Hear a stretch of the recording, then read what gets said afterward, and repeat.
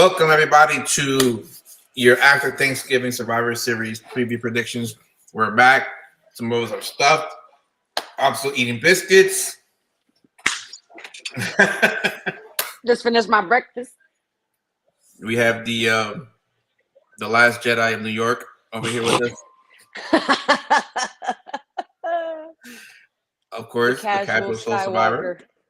The casual Skywalker. Jay. I am your Inca Chief.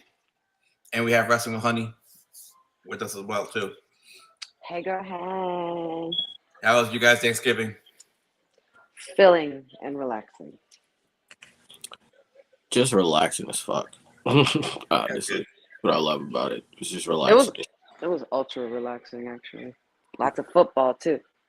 Oh, it was a lot. We're not gonna talk about that.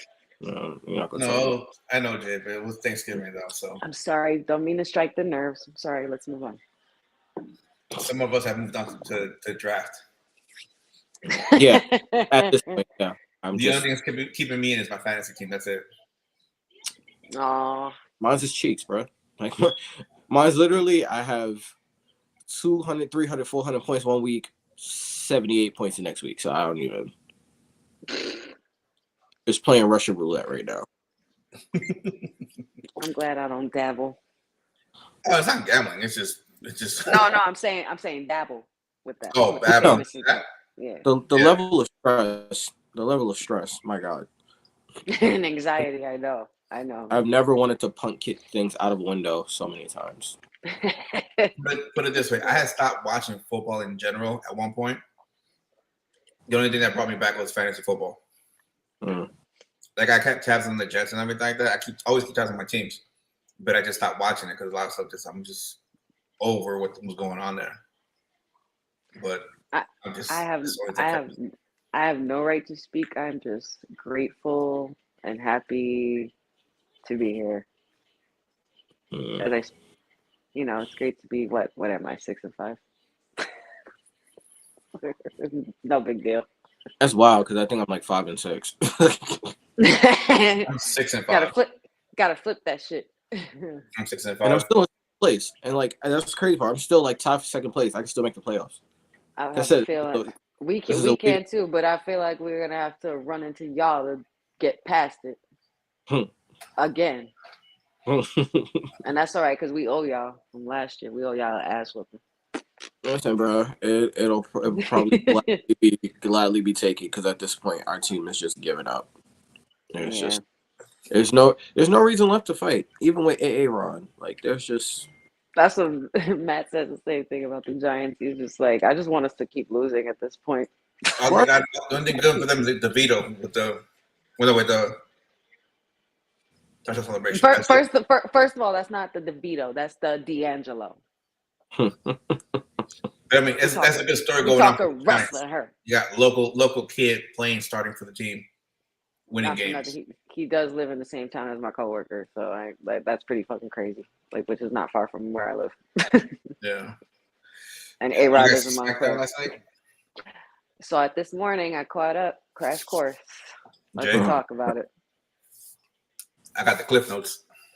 Yo, SmackDown was trash, bro. Like that was one of the worst go home shows I've ever seen in my life. That shit was garbage. There was like one. I think there's a reason why it was like that. Tidbit that I kind of picked up. I'll talk about it later. Shit was garbage. I'm like, yo, what the man? This is what happens back then when you don't got no champions on your show. Well, I will say this. I'm very happy to see that Bobby has improved his fashion sense because the suit was on point. That's exactly how I want Bobby to look. He had a fire for like 1 week. Your man missed like 1 week. He had a questionable week. We all have a bad week. No. You're entitled to have a bad hair day. He wore those glasses. He wore those glasses more than once. Those stupid professor glasses. He wore them more than once. So I'm proud of him. He looked like an FBI agent, CIA, Mr. Bubbles, ready to go. Thank you, Bobby. So I will say that was the not trash part of the night. Oh man. I took this off with Gunther defending his title against The Miz. You gotta make me go through this first. Oh, okay. All right. He trying to get going right into it. It was just rip the Band-Aid off. There's no chop it. Just chop. It's done. Am I going first? Because you have the little thing, you go last. Good. Okay. I don't think they're going to have the year end with Gunther losing the title. There's just too much time between now and the Royal Rumble. But I mean, like, if you're gonna take it from him, like, I guess The Miz is probably the perfect person to do it because no one's mad about it if he does it. So, like, I could see it, but like, I also don't see it. I'm like, I mean, if you want to do it, sure, but like, good job, like, trying to make stars and then not making any stars. Like, that's what it feels like. Like, you tried to make stars and then you didn't make any stars because Miz is the one who beats him. Like, all right, I guess. Like, it's like it's like when Ziggler wins titles, it was like, all right, I guess that's what we're doing. Well, except for that one time he won it and everybody went crazy. Yeah, it was like the one time he because it was the whole like, oh, I'm gonna put my career on the line. Then people started to care. It's like, wait, whoa. We didn't tell you to put your career on the line. Hold on, wait. Like, hold up, brother, hold up. You don't got wait. You good, bro? We love you. Like, whoa, guy, relax. It should have been me. But like, you know, I think Miz gets what, like 9 or title reigns or something like that if he does this. I don't know if he wins, it will be 9 because he's already 8. I don't know if that's like a record or not, but like, that's something though. I'm gonna go with Gunther on this one. I too will go with Gunther. I thought about it too. Like, maybe they put in The Miz, it Gunther some break, but it gets annoying because the mid-card titles are supposed to, you put it on somebody and you see if they're ready for the main card. But also you build other wrestlers and see what works with them. But they're quick to pull the plug. Was not working, well, you're going back to the lower cards and we'll find somebody else. Then you have these long title reigns for the IC titles. I'll ask Gunther and other people. Gunther I'm okay with because he's literally getting groomed and prepped for the main card. But I don't think this is his time to lose it. I think he'll lose it at the Rumble and then go into the Rumble match. Yeah. And then that sets up everything else for him going. Oh my God. All right. Honey, what are your thoughts on this one? I just ask that when I say what I'm going to say, just go with it on this one. Just follow me, okay? Just hear me out, okay? Don't flare the nostrils. Say, look, we gotta stop. Okay, and this is what's crazy about this is that 10 years ago, 15 years ago, I would have never, ever said this, okay? We need to stop sleeping on who Gunther is really in the ring with, okay? Now, I'm not talking about strength. I'm not talking about bruteness and fucking heavy hitting and hard hitting and flash this and, you know, legacy and all that stuff and polish. But let's not forget who Gunther is in the ring with, okay? Here, okay? This is someone who is willing to do anything and will do anything to win.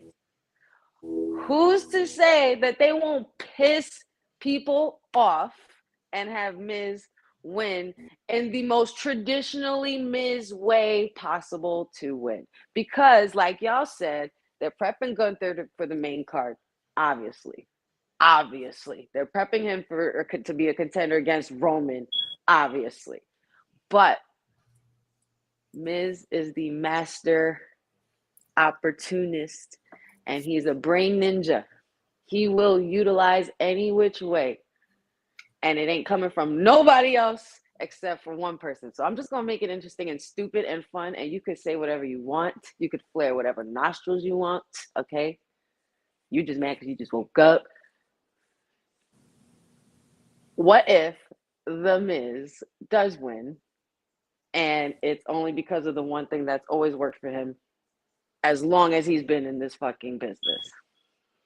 His wife. Just saying, Triple H could come around and pull a rug up from under us and say, here's Maurice for one night, because Miz is capable of winning dirty that way, because Miz is, I would say, the second or third dirtiest player in the game.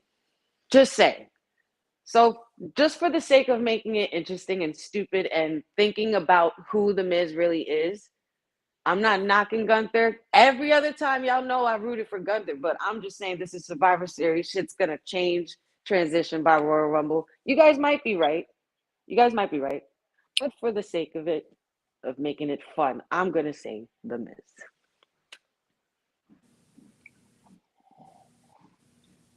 And that's my reasoning. Miz will do anything and everything. So I do believe he does have the capability to win, but only that way. I thought you were going to come back and say he's going to do an old school boy roll up a la Xavier Woods and hold the tights. And no, Gunther would. You need something different. You need something that nobody would see coming. Nobody would see coming. And then when you see it, you're like, you know what, Miz, fuck you, because you've done this shit forever and you win and you get away with it every time. And who's to say, boom, we have a 9-time Miz Intercontinental Champion. My only pivot to that would be, I don't think it'll be Maurice. I think it'll be Ludwig.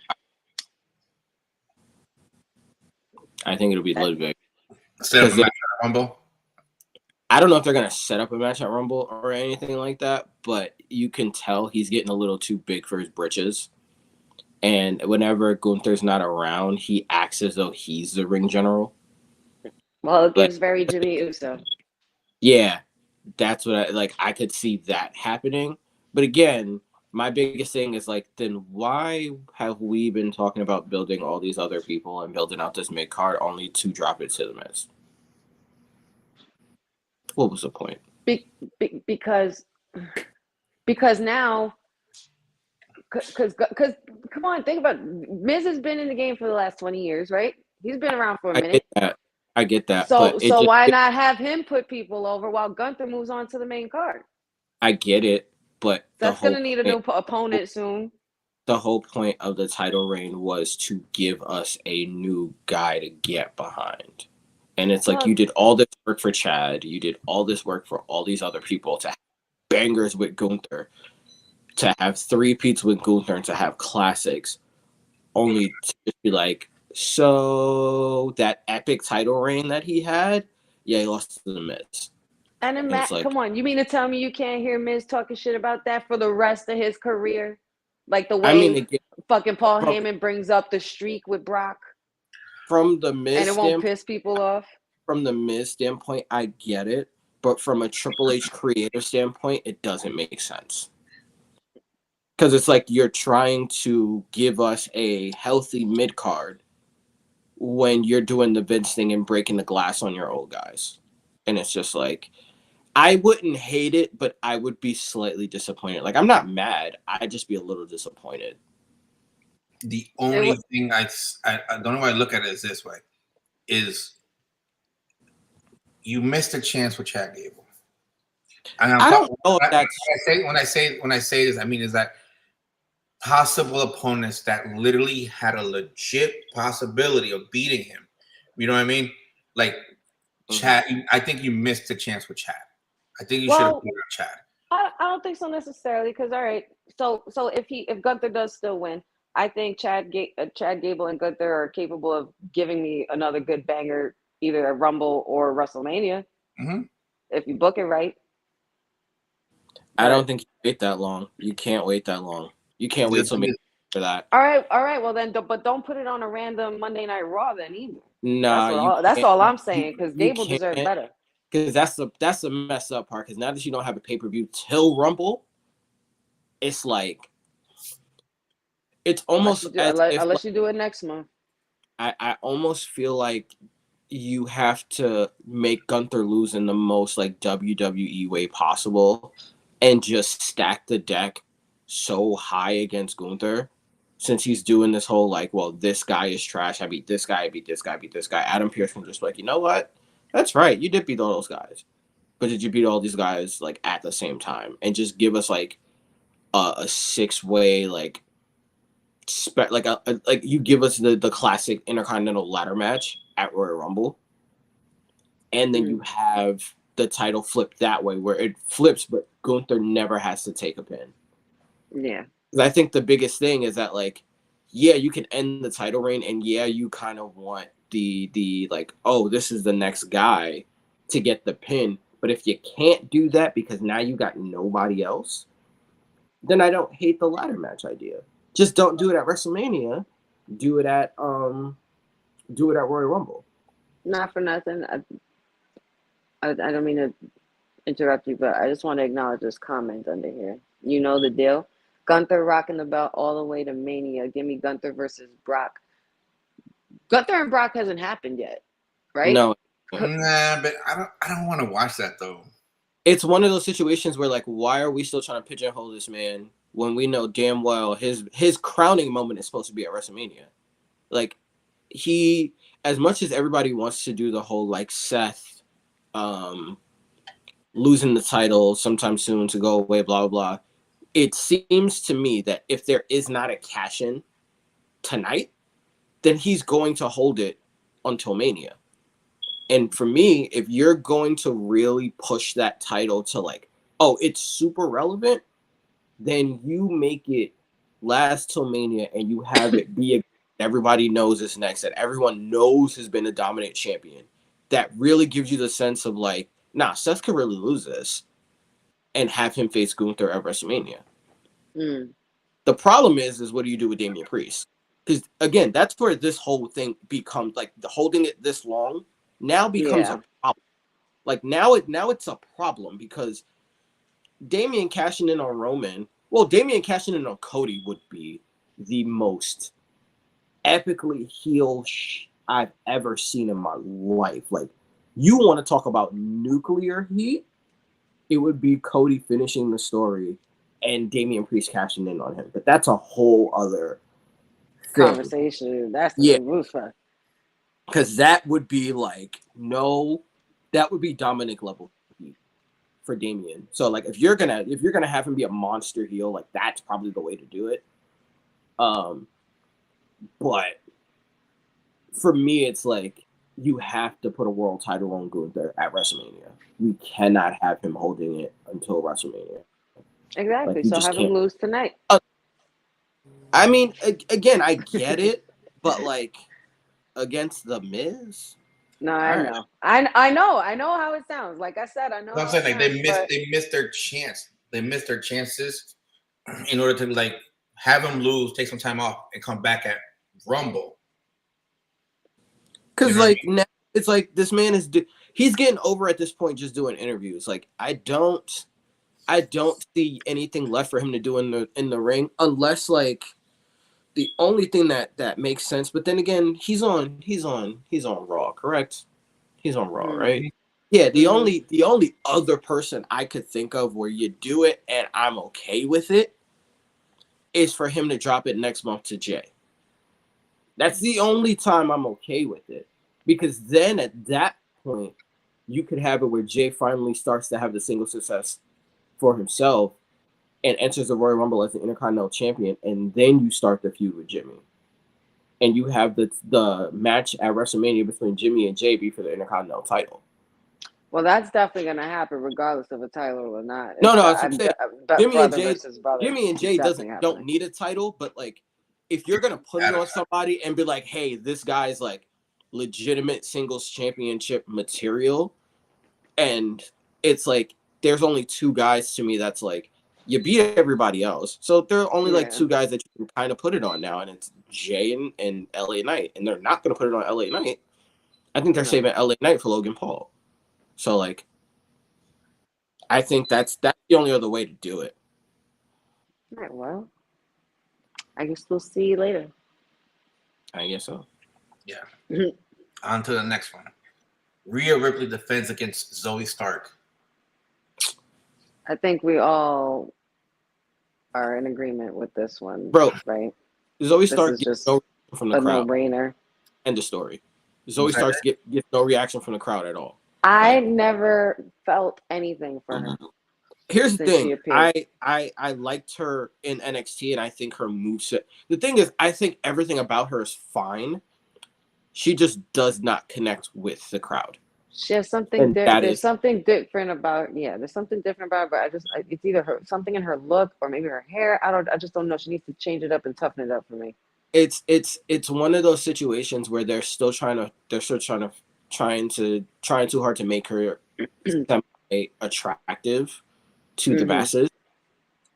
And it's like, no, the whole point of Zoe Stark is not to be attractive. So let's stop trying to prettify her and just like make her the street urchin she's supposed to be. Like she's supposed to be that, like, I don't care about nothing else but coming in and kicking people in the face. Like, let's stop trying to make her pretty or a bit. And the problem is that Rhea's such a good heel that Zoe has to be a baby face, and Zoe's not a baby face. She's not a baby face, but who's to say she should? I don't think Zoe should have been baby face because I thought she was fine when she was with Trish, and I think she would be fine if she joins Judgment Day as opposed to fighting Rhea. And that's the thing. The problem with Zoe is that they're trying to pigeonhole her into a babyface role against Rhea, and I'm like, this is your problem with heel champions. You know, heels are over. Yeah, you know, heels are going to be more over than anything else, and Rhea's one of the most overstars in the last 10 years. Right. But she don't even have to go back to face if she don't want to. No, and it wouldn't make a lot of sense for her to go back to a face unless it was a China type of face that was. Man. You have to turn Dominic. In order for Rhea to turn face, you have to turn Dominic face. Yeah, and that's gonna be hard to come back from. Yeah, so it's but it will happen. He will turn face. No, he's gonna turn face at some point.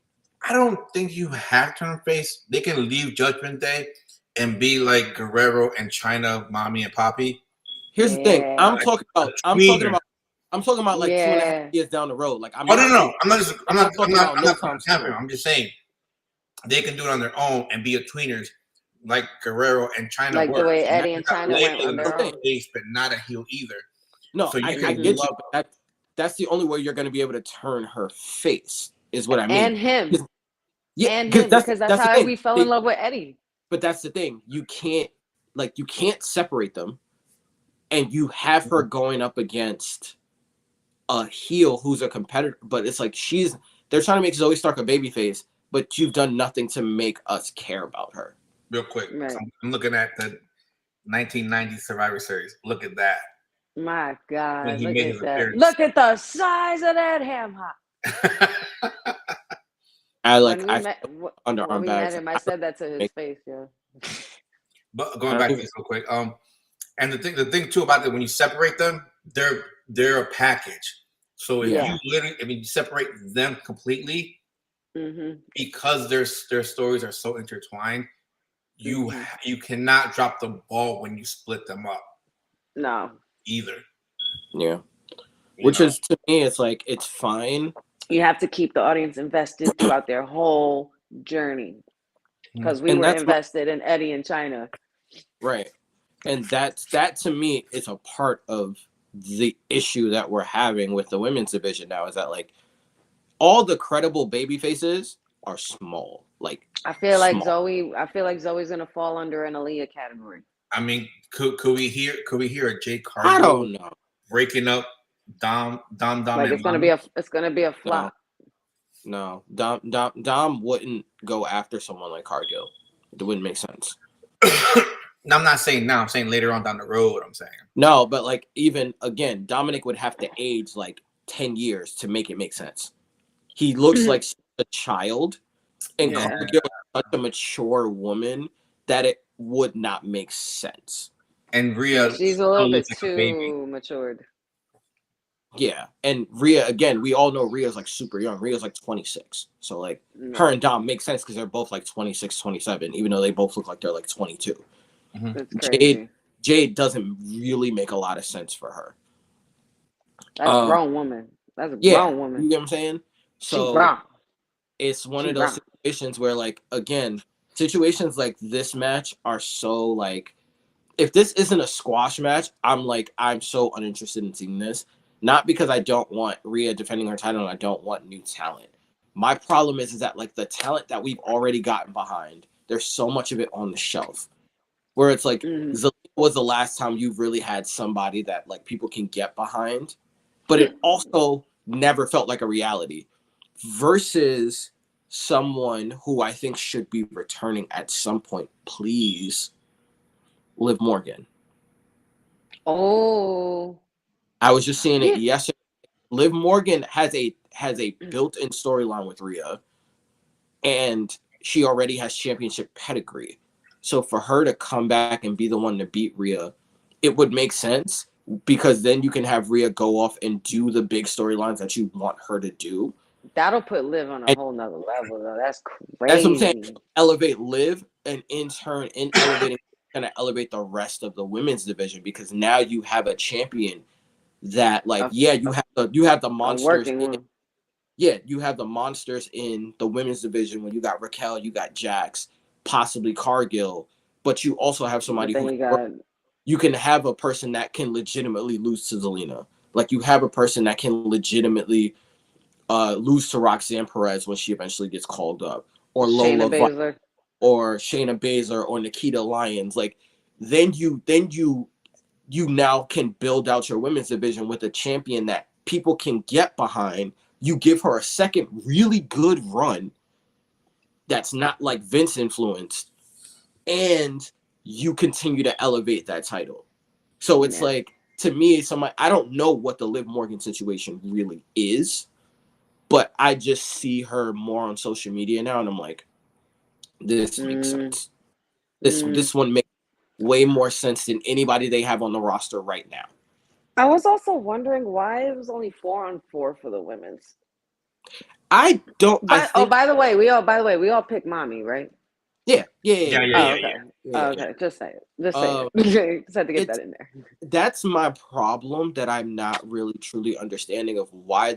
But the only thing that makes sense is, for a story standpoint, because Dakota's knee is what it is, you keep Dakota in it from a storyline standpoint, but don't have the match happen with her in it. So I get the 4-on-4 because it's like, no, you don't want to mess up this chemistry. Plus, they're building that Black Lotus faction. So it's like, at this point, the best thing to do was and I don't know how healed she is. If Dakota is truly healed and cleared, the best time to reveal that she's healed and cleared is for her to turn on Bayley.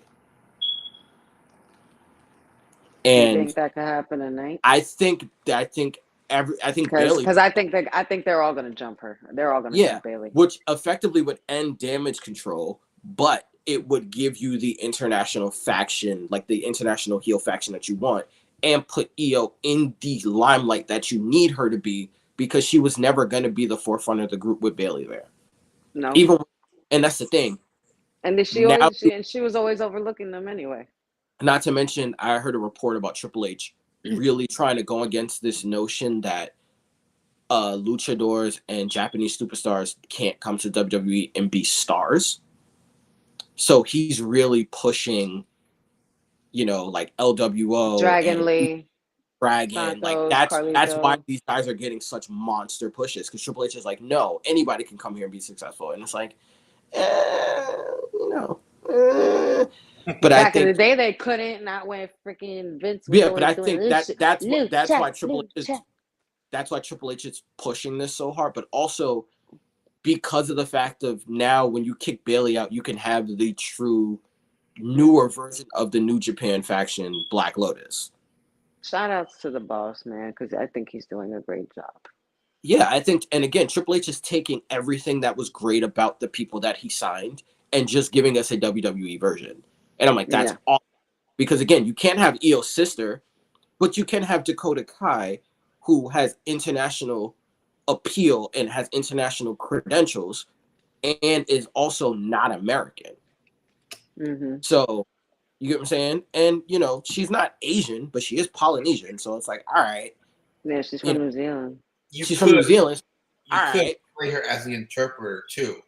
Exactly. Mhm. So like Yeah. she then becomes the mic, and you can still do the whole like what, huh, what, because her accent is still so strong.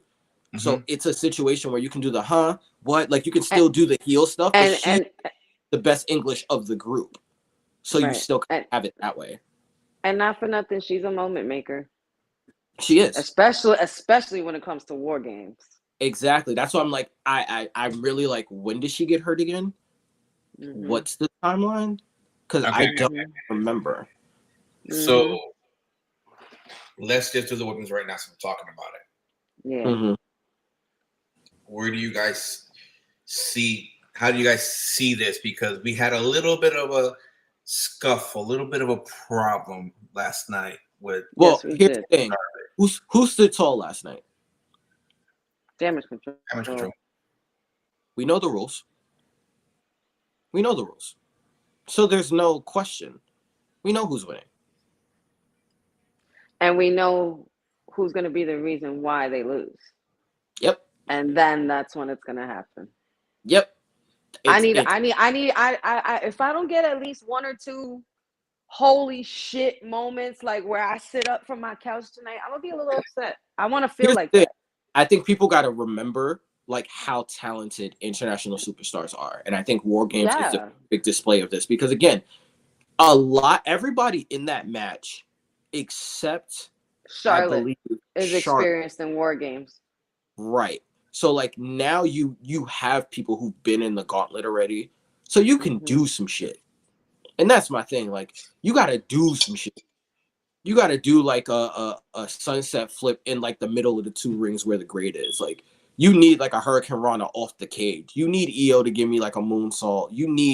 I need Becky to jump. I need Bianca to give me like a leg drop springboard from the top corner. Like right. Like I need Bianca to give me like a springboard off the cage or something. Like I need Bianca to bring back a 4-woman suplex. I need Bianca to give me a spot where she uses the whip and cracks the whip and somebody falls off the cage. I want these matches to make me feel the way Black and Gold NXT War Games matches made me feel. That's what I want. This is War Games. Like you need War Games, which technically was done in WCW, but you're bringing it. They brought it back again under NXT. So if that shit and you're bringing that now to the main roster, I don't want that shit to be no rinky-dink pay-per-view. Like I want a mess. I want war. Carnage. I want chaos. I want carnage. I want everything to blow up. I want my brain to be like, what the fuck did I just watch? Like that's what I want. And if I don't at least get some kind of feeling of that, I'm gonna be a little upset. Like, and I'm almost sure that this is what's gonna start the pay-per-view. Now, there's 4-on-4 women. There was usually 5, wasn't there? Yeah, there's usually 5, and I'm like, Who's to say they don't add people? I mean, here's the thing. Who's to say they don't? But that's my biggest thing. It's like, is Dakota cleared or not? Because have y'all did anybody see in the background while Becky and Charlotte was talking that there was a shadowed silhouette of a woman watching them? It was Nikki Cross. And she also has experience in War Games. She does. And she's the perfect kind of person to be in War Games. Like her style fits War Games perfectly. What if shit between Becky and Charlotte don't go as planned, or Charlotte somehow, because of her inexperience, sells it correctly? She has to sell it correctly though. Good luck. That where she like something slip up, or somebody gets hurt, or some friction or whatever, and the girls need another member. Who would be more willing to fucking drive more insane chaos into a women's War Game match than Nikki Cross? The problem is if you do that, then who's the fifth for Damage Control? No, but what I'm saying is like if Charlotte gets replaced, like if Charlotte gets like injured or knocked out or whatever, she doesn't come back in the match. Like say she don't come back in the match or whatever. Okay. And then all of a sudden Nikki Cross comes running out. I don't know why, but she did appear behind Becky and Charlotte for whatever reason. I don't know. It's just something that I can't ignore. It's just I get you. I don't know what they're doing with her because I heard that the Uncle Howdy thing got scrapped. The what? The Uncle Howdy thing. Yeah, I heard that. I heard that scrapped. So like, what are we doing? What are we doing? I mean, I'm just waiting patiently to see where that goes. I will Because follow here's my that thing. rabbit hole. You don't have anybody there that can recreate Sanity. Like all the Sanity members are not at WWE. So what are we? The only other thing that I can think of is I'm like, do you call up Joe Gacy? Oh my God! Wait a minute. Ooh. Who's to say that that woman's silhouette was even Nikki in the first place? Because it was dark and we didn't see anything, but I saw straight hair. And It's probably Jade. Nah, it was definitely wasn't her. It was definitely not her silhouette. It was not her. But if it wasn't Nikki, what about Ava? You talking about the Rock daughter? Yeah, She's not ready. There's been a. Here's the thing. The last time we saw her, she was talking to Paul Heyman. We haven't seen her since. Listen, Dominic wasn't at ready. all. Dominic wasn't ready. Dominic was not ready. He was not ready. But here's the one thing I will give Dominic. He was athletic. He did play a couple sports, so he had that athleticism in him. Ava already has a few surgeries on her medical record. Mm-hmm. So you want to make sure you call her up, she's ready and she doesn't get hurt accidentally.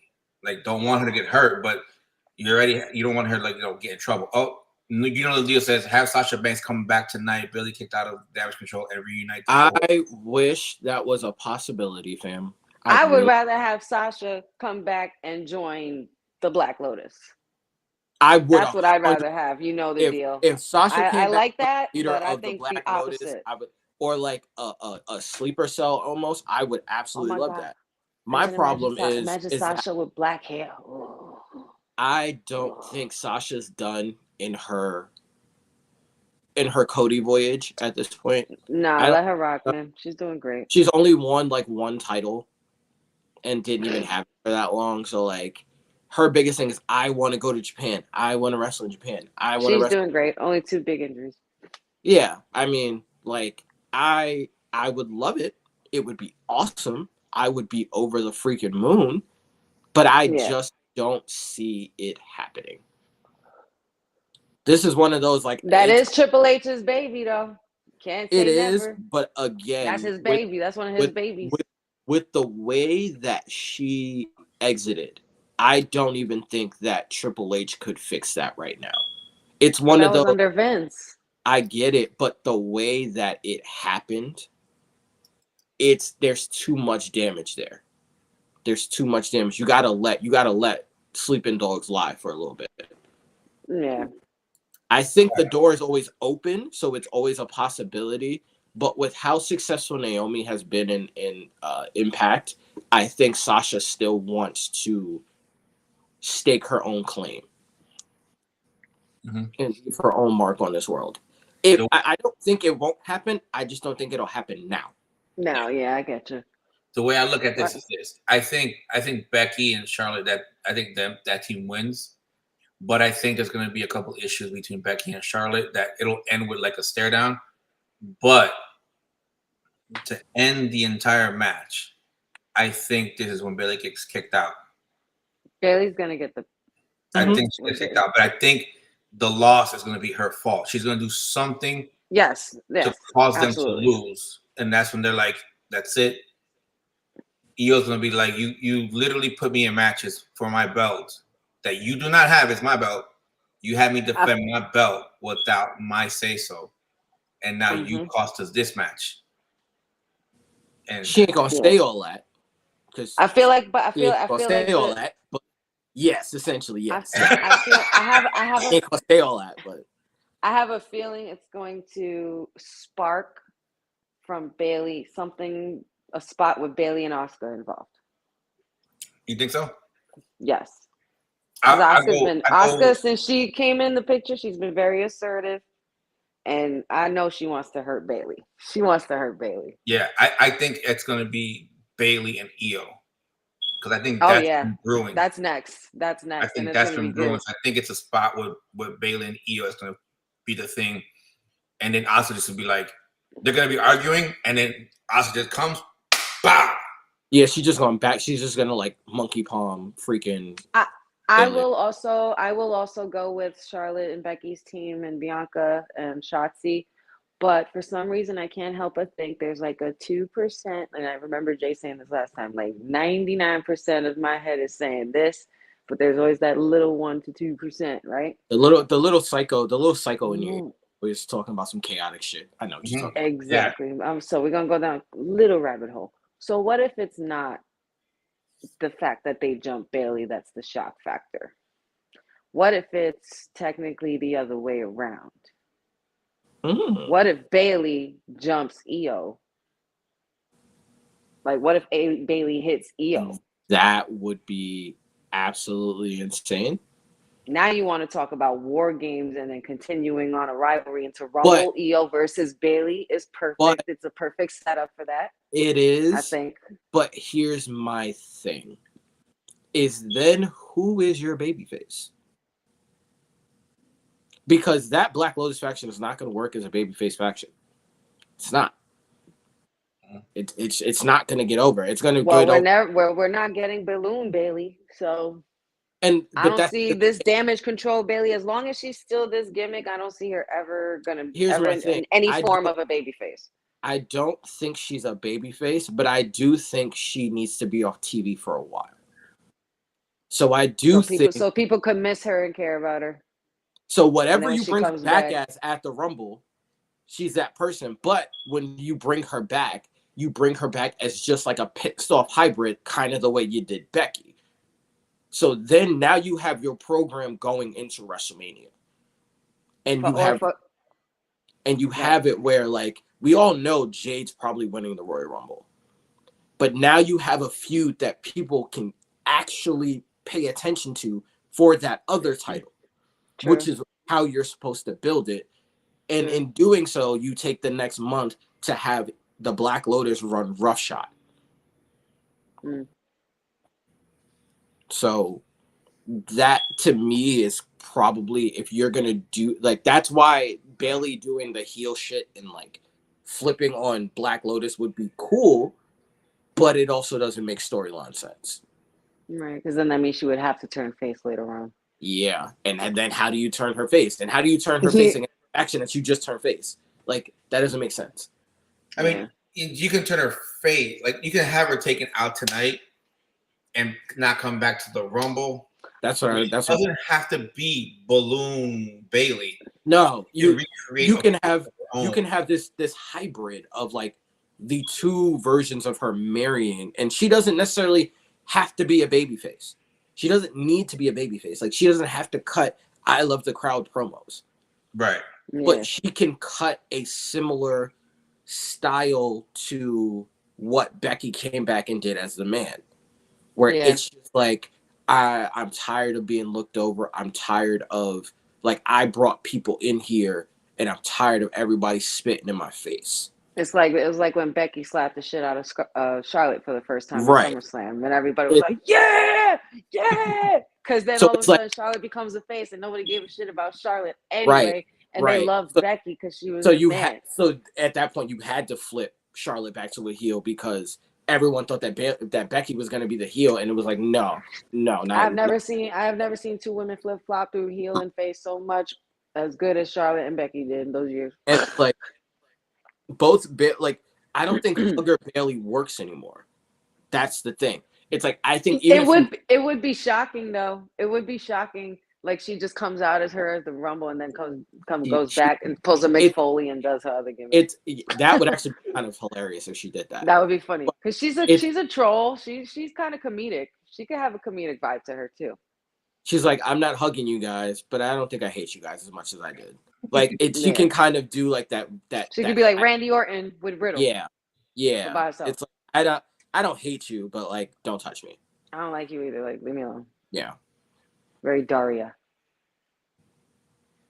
Your cat is a mood, bro. Just get me let me sunbathe. Don't mind me. I'm just here to relax. All right. So Jay, you say Damage Control is gonna win it?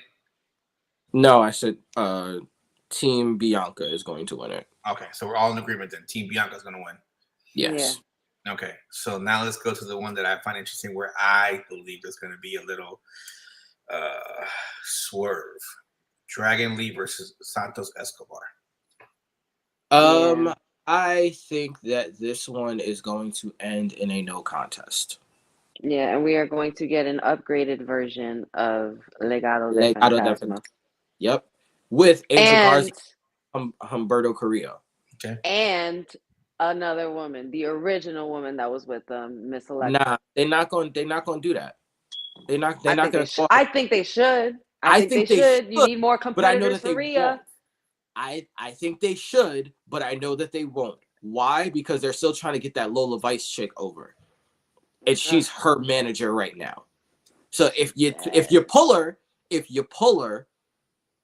you leave Lola Vice by herself, which would be fine. She was their manager too, and they fucking put them up and left her behind. Again, it would with the way that they're flip-flopping stars between NXT and the main roster. I could actually see that because she doesn't have to 100% be on the main roster.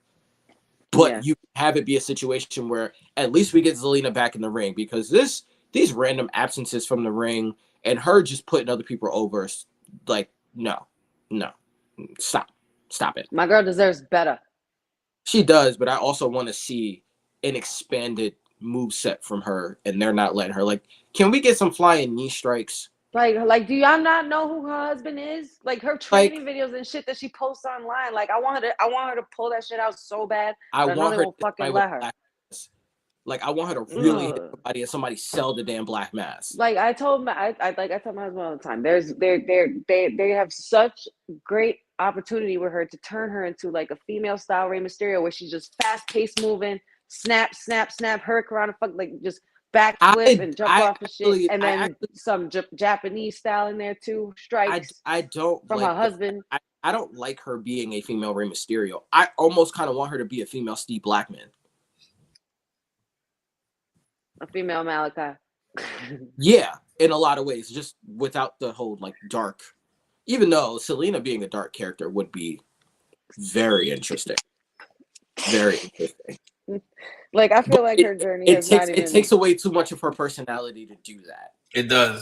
It does. But like, I need for her to like she does the leather, she does the hair, but I need it for like when she comes to the ring, like she just pulls a scrunchie out, pulls her hair back, and just whoops some ass. You just want to, don't you? Like, I want like knee strikes, knee kicks, hard. Like, I want her to be almost just be a striker. Yeah. Like, I get that she can wrestle, but I kind of just want and like wild screaming, very feral. Yeah, like very Sindel from Mortal Kombat. Ooh, like that's like what that. I want. Sindel and Natara had a baby. Yeah. And they had her and left her. Natara's nasty. Don't sleep. Dirty. I don't know what I'm saying. You said Natara, because how many people remember that Natara character? Because she's like, she's like a one-off. Like female. Give me X23.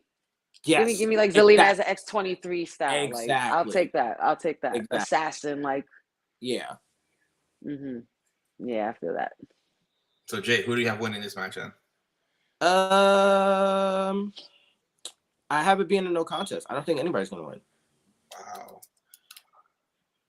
Like, this is a swerve in me picking. I don't think there's going to be a winner for this match, because I think as soon as you want that to happen, Dragon's gonna get hopped, and then you're gonna have the other two guys come out because Santos injured them, and then you're gonna have Carlito come out. And then the numbers game is gonna. And it's gonna be a numbers game situation, and then you're gonna have Zelina trying to like, no, stop, please, stop it, no, stop it. Shout outs to my girls' acting skills. Period. Okay. I was like, I felt that in my spirit. I said, girl, you better cry on cue and make me fucking feel it, because I feel like crying with you, girl. Make me feel like crying with you, and I felt that slap. She slapped hard. Yeah, nah, I felt the reverberation. I'm like, yo, Santos had like a little. She went back. He had like a little sty on his face. I'm like, his face was a little swollen. I was like, God, Jesus! Like, it was one of those. My house got quiet. It was like, ooh. It was what? Yeah. It was that. It reminded me of that NXT that Alistair slap. It was like when she signed the contract with him for Andrade and shit. Mhm. And she whacked him one, like, good too. But I think that this is when, like you That's said, when you the milk out. this is He when you can needs some introduce milk. a milk character. Say, he needs some milk. Stop it. But I think Oh that's my when you God, can no, introduce. Kevin, no. That's when you can introduce like the female in Legado del Fantasma and just have her get like pump kicked or something. And it's like, So who's the female in Legado de I Fantasma? don't know. They got a bunch of them down in NXT. I don't know what you do. Like I said, I don't remember. I think it was Elektra Lopez was her name. Like you could, in theory, you could call up That's Elektra who Lopez. I said they would bring back. That's who I said. But they here's should my bring thing. back. I feel like you can do Elektra Lopez and Lola Vice. You can do both of them because then that raises Lola Vice's profile so that when she does cash in that breakout stars contract, it makes you want, oh, so is That's she right. gonna? She did win that shit. Yeah, and that's the thing. That's why I use Mm, that to elevate Lola Vice right. because got it. you can hold it, you can have her wrestle Zelina, you can have that whole thing happen, and then you can have her face Laura Valkyria, which I don't think she'll win, but like, Yeah. Are you ready for my swerve? oh no. Oh shit, there's a swerve on this one. Yes. Of course, whenever it comes to Spanish people, I expect to swerve with Paul. Like, he's always gonna go wild with the Spanish accents, whatever. Don't say, bro. listen, we've been doing it all day, so you might as well keep it going right now. So Dragon Lee wins, but by disqualification. Here's why. I'm listening. They're wrestling, and then Carlito comes out, right? And he's just there for support. But then comes a moment where Santos is talking with Dragon Lee, and he was like, LWO is not it. Da, da, da, da. Who are you protecting? Who are you defending? You're wasting your time. We're having this conversation, whatever. And then Dragon Lee pointing to Carlito, I'm defending my friend, whatever. Carlito comes up. Next thing you know, backstabber right there. Arm comes off the sling. He's fine. There was never a problem. The new faction is Santos Escobar and Carlito. They're making their own. It's not LWO. They're something new. They're in on it together. You think? Yes, and it's not Legado de Fantasma. They're starting a whole new faction. A whole new faction. I honestly thought, all right, well, I don't know who I would pick to win. I guess I'm going with Santos Escobar. I guess I have to. I guess I have to because I do love. If I had to pick out of the two, I love Santos, so I'm gonna go with Santos. But I thought that instead of Humberto Carrillo and Angel Garza, I thought that a better fit if you want a monster heel faction and you're trying to get at Judgment Day and all of these other freaking groups. Why not bring those? I don't know if you guys seen I don't even know their names, but these are these two big Spanish dudes on these. OTM. Oh, that's what they're called. Yeah, out the mud. One of them is Spanish, the one isn't, but still though, you could like Jay said. Jay mentioned to me, they can play off as Spanish dudes. Woo! They can, but they're a little. The thing is, they're a little too hood for Santos. That's my problem. They're a little too hood for Santos. It's okay. Well, he could clean them up. He could clean them up like the way Bobby had to do it. You know, I get suit, you, a little like, tie, a little shade. They're so new in that gimmick that to just change their gimmick doesn't make sense. Yeah. Yeah. But I like the idea, and that was my whole thing of like, I just because remember, like you said back when he was running with LWO and Rey Mysterio and them, like having Santos being the big man in that group is just stupid. We know it's stupid. He needs bigger dudes behind him, I think. Yeah. And I think he would look better. He would also look technically like Scarface a little, you know. I agree, but it's like, do you then just completely remove them from the tag division in NXT because they don't really have any momentum, and then you're trying to put them with Reggie, which is kind of working because the spots are fine, but like they also just they're so green and new in terms of what they're doing that like you could do it and nobody would miss it, but I would almost caution that because then you would have to put them in a very advanced tag match dealing with littles and expecting incident like Rich Hollins not to happen. Oh well, yeah. You get what I'm saying? Like, I like the idea, but I like the idea a year from now. I don't like it right now. Yeah, they need some time, I guess. But I like where you're going with it. And if they did it, I'd be like, all right, you're really gonna have to protect these guys. I just feel like in the long run, you know, yes, it would just yes, make Santos look extra stronger. But that's the thing. I feel like if you give him Angel Garza and Humberto Carrillo, they're big enough. Like they're 5'10", 6 foot, 6'3", where it's like, okay, they're big enough. Yeah. Like they're not monstrous. monstrous. I think it's over 6 feet tall. Yeah, and I think Carlito's like 6'3", 6'4". So like I just don't. Here's my thing. As much as I want Carlito to go heel, and I think that eventually he will, the way that him and Santos are arguing and the hurt that Santos is expressing, for it to just be a lie and she's like, ha, gotcha, it's like, so y'all niggas is just corny. Like, this is just corny. And that's the thing with me, when it's like the LWO has an issue with being campy. Yeah. And no one taking them seriously. This is a way for you to take them seriously. Right. It is. But my thing is the only way you can take them serious is if you put them on against some good opposition. Right. You can't put them against the bloodline because they're going to lose. Mm-hmm. You have to create something. So I get you, but then it's like, then who's the face of the LWO? Like, I get it, it's Ray, but Ray's 50 years old, and then what, you have the other two guys who are like, who's your guy outside of Ray in that faction? That's the problem. Yeah. They messed it up. They messed it up by not having Ray handing it off to Santos. Here's the thing. Being My like biggest thing the is I think instead of being the face. Here's the thing. Mm-hmm. I think that moment is going to happen because they're going to induct Dragon Lee into the LWO. And Dragon Lee essentially is going to then replace Santos Escobar. Rey Mysterio. Oh. And eventually Rey Mysterio, but like he's going to replace Santos Escobar. It's like, hey, this is the guy this is our Randy Orton for Evolution. Like this is the future. You know this is the future. Like we know what they've been saying it every time he comes out, the future. And it's like Libre. he's fantastic on his own, but you gotta make me care about him. Right. They haven't given me much to go on yet with him. Honestly. And it's like you it's can only starting.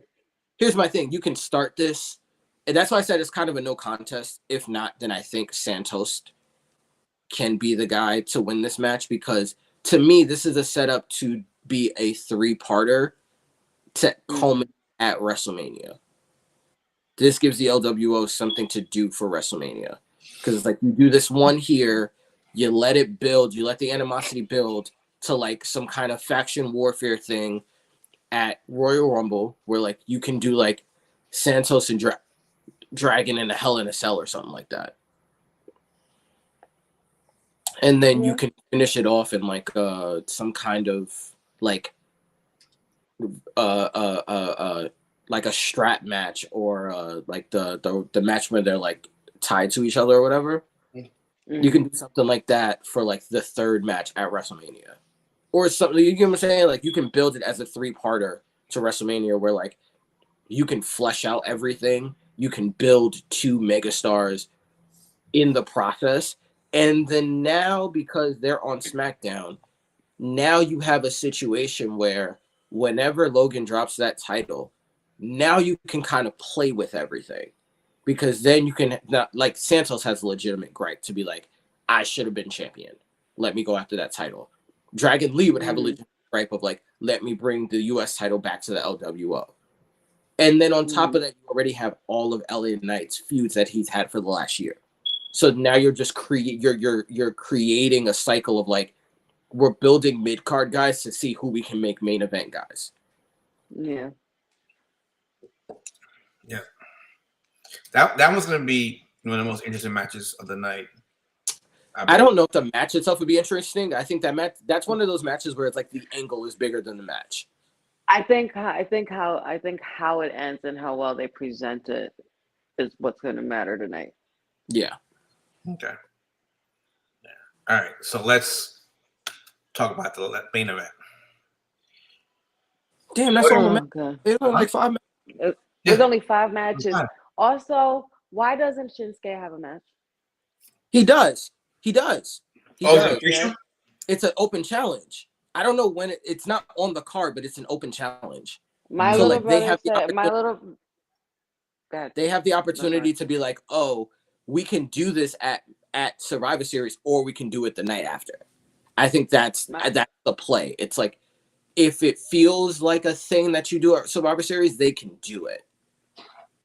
My little brother has been saying to me, he's like, I don't know why, but for some reason, if you see Shinsuke come out, get yourself ready for something. I don't know what's gonna happen. I don't know what it's gonna be. I think that somehow, some way, Triple H found a way to mend fences with what's his name? Kenta.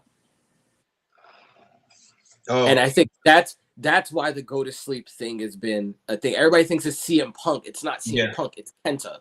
I saw that too. It was like, no, it's Kenta, not CM Punk. Because remember, go to sleep was actually Kenta's move, and he's always said CM Punk stole it, and CM Punk doesn't want to say anything about it. That's right. Why I always have problems with CM Punk because, like, yo, dude, you took the move.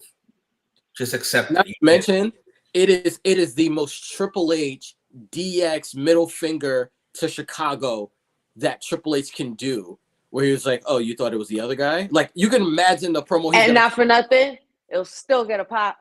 It would still get a pop as long as they know who he is. That's the thing. Is he going to come back as Hidomo Itami or whatever the hell he was called in WWE? Yeah. Or is he going to come Kenta? Like, I don't know. It depends on the conversations they had, negotiations in regards to Kenta, and the split on that revenue. Yeah, but they have no problem letting you use your name or whatever. Depending on the split on the revenue. It's always about the revenue. Again, you also have to look at that was a Vince McMahon thing. We're talking about TKO. TKO probably don't give a shit. I know what I'm saying. That's what I'm saying. Like TKO doesn't care. But it comes down to the revenue sharing part is what I'm saying. But I'm saying TKO doesn't care about the revenue share. So I feel like Triple H has a lot more flexibility because TKO is like, I don't give a fuck. Just give us the best product. And again, they've already started icing Vince out. So it's like any influence that Vince has had, it's gone. It's damn near gone. So it's Triple H now. And again, as I stated earlier, Triple H is trying to prove a point. Triple H is on a mission to prove a fucking point. You don't think you can come over here and get over as a Japanese or an international star? Let me show you. Let me give you all the, like, yes, we have our main event, but our mid-cards are just as healthy, where you can be a Logan Paul and win a mid-card title. You can be a Gunther and hold the championship for the record time. Like, shout outs to whoever gave that man the name of the game. Piggyback on what you're saying. It's chess, not checkers for Triple H. Word 2. It is, and he's a very patient man. This is fucking he will let shit drag for as long as it needs to. And he's not afraid to piss everybody off. That's what I respect about Triple H. He's not afraid to piss people off. Like, he's survived. On what you're saying, though, I think the reason why he's trying to do that too, though, is to show not just like you can be here, but it's like Vince is not in charge here. So whatever bullshit was happening with Vince and how he would treat Mexican and Japanese wrestlers, that shit's gone because I'm in charge of creative now, and this is how we do things. If you can move the needle for me and what I put you in, you're gonna do it. I'm gonna put situations to succeed. If you can succeed, good. If you can't, I don't know what to tell you. I'm gonna make sure I help you as you ride that wave. Yeah. As long as you keep bringing it in, I'll do I'll do my part. And then on top of that, look at who's been signing all the big international stars. It's been AEW, but AEW has not needle. Because they just signed Will Ospreay, which to me is like, fuck, dude. Like, imagine Will Ospreay. That would have been a major snatch. Yeah, and it's like, again, you get Will Ospreay and you immediately put the World Heavyweight title on him.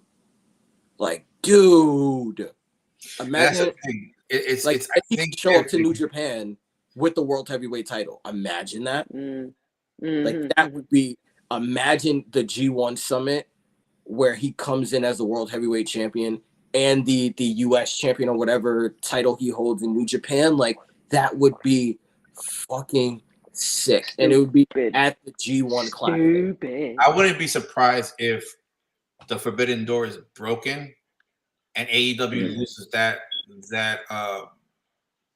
because that's all they have left. That's all they have left. They lose it because TKO has the connections through the UFC for Japan.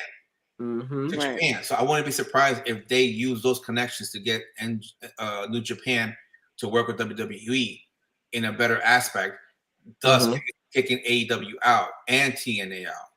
Because that's the thing. If AEW loses the appeal of like, oh, we're the guys that's going to give you your best international indie wrestlers, they effectively become NWA. Yeah, they called it TKO because they about to knock all these other promotions. And that's what I'm saying. And now, like, WWE is full. I just peeved. So it's like money is not an object at this point. So like, but again, losing Will Ospreay to me is huge. But you can start to make up that ground where now you can go and possibly get a lot of the up and coming Japanese superstars, because then you can be like, oh, they mended fences with Kenta. Look at Asuka. Look at Io. Look at Kairi Sane. Kairi Sane. The first one. People don't think about it, but mending that one is a step. Very important. Else. And she's tight with Sasha too. So like I said, I wouldn't be surprised if one day, maybe not tonight, maybe not ever, whatever. But it's my thing. And that's his girl. Man. If Sasha decides to ever come back, you have to save that for Mania. You have to. You can't. She is that Mania girl. She is that Mania girl. Automatic blockbuster. Like instant blockbuster. You're gonna get a pop, like a huge pop, like a Hardy's pop. Yeah, like you're gonna feel that through the TV. I feel like she has the capability to get a bigger pop than CM Punk did when he came back. Yeah. Oh yeah, definitely. Because the thing is, like, the only thing that CM Punk has going for him now, like a lot of his stuff is dying out. The only thing he has going for him is his mouth. No, I'm saying his hardcore fans.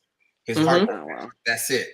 A lot of the like the serious fans and the casual fans are kind of like turned away about how a lot of stuff has been coming out about him. Like me for one, like I'm like really? I can't really. I'm like, please. I try not to entertain it, but it's just like whatever, man. You fucked yourself. Yeah, like a lot of stuff. Like I like one too many times. Yeah, the whole thing. The first pipe bomb was enough. Yeah, no, I didn't pay mind to the pipe bomb, but the whole thing with Kenta, and then the one that really like I was like, damn, you fucked up was with what's his name, Colt Cabana.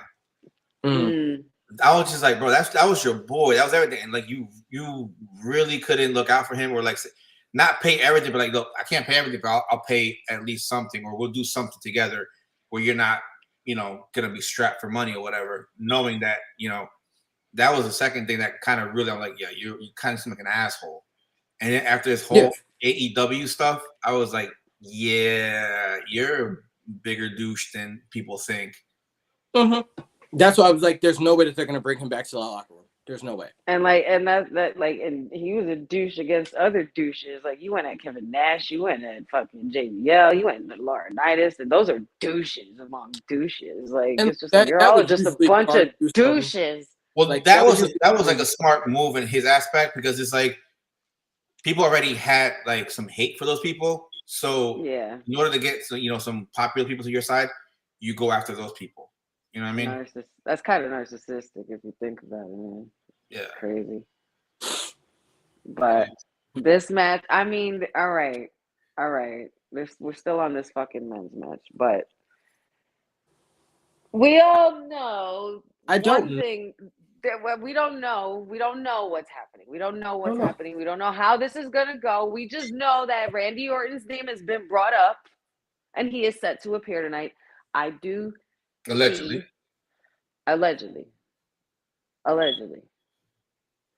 Because, Judgment Day got 5 people. They need another. Cards change.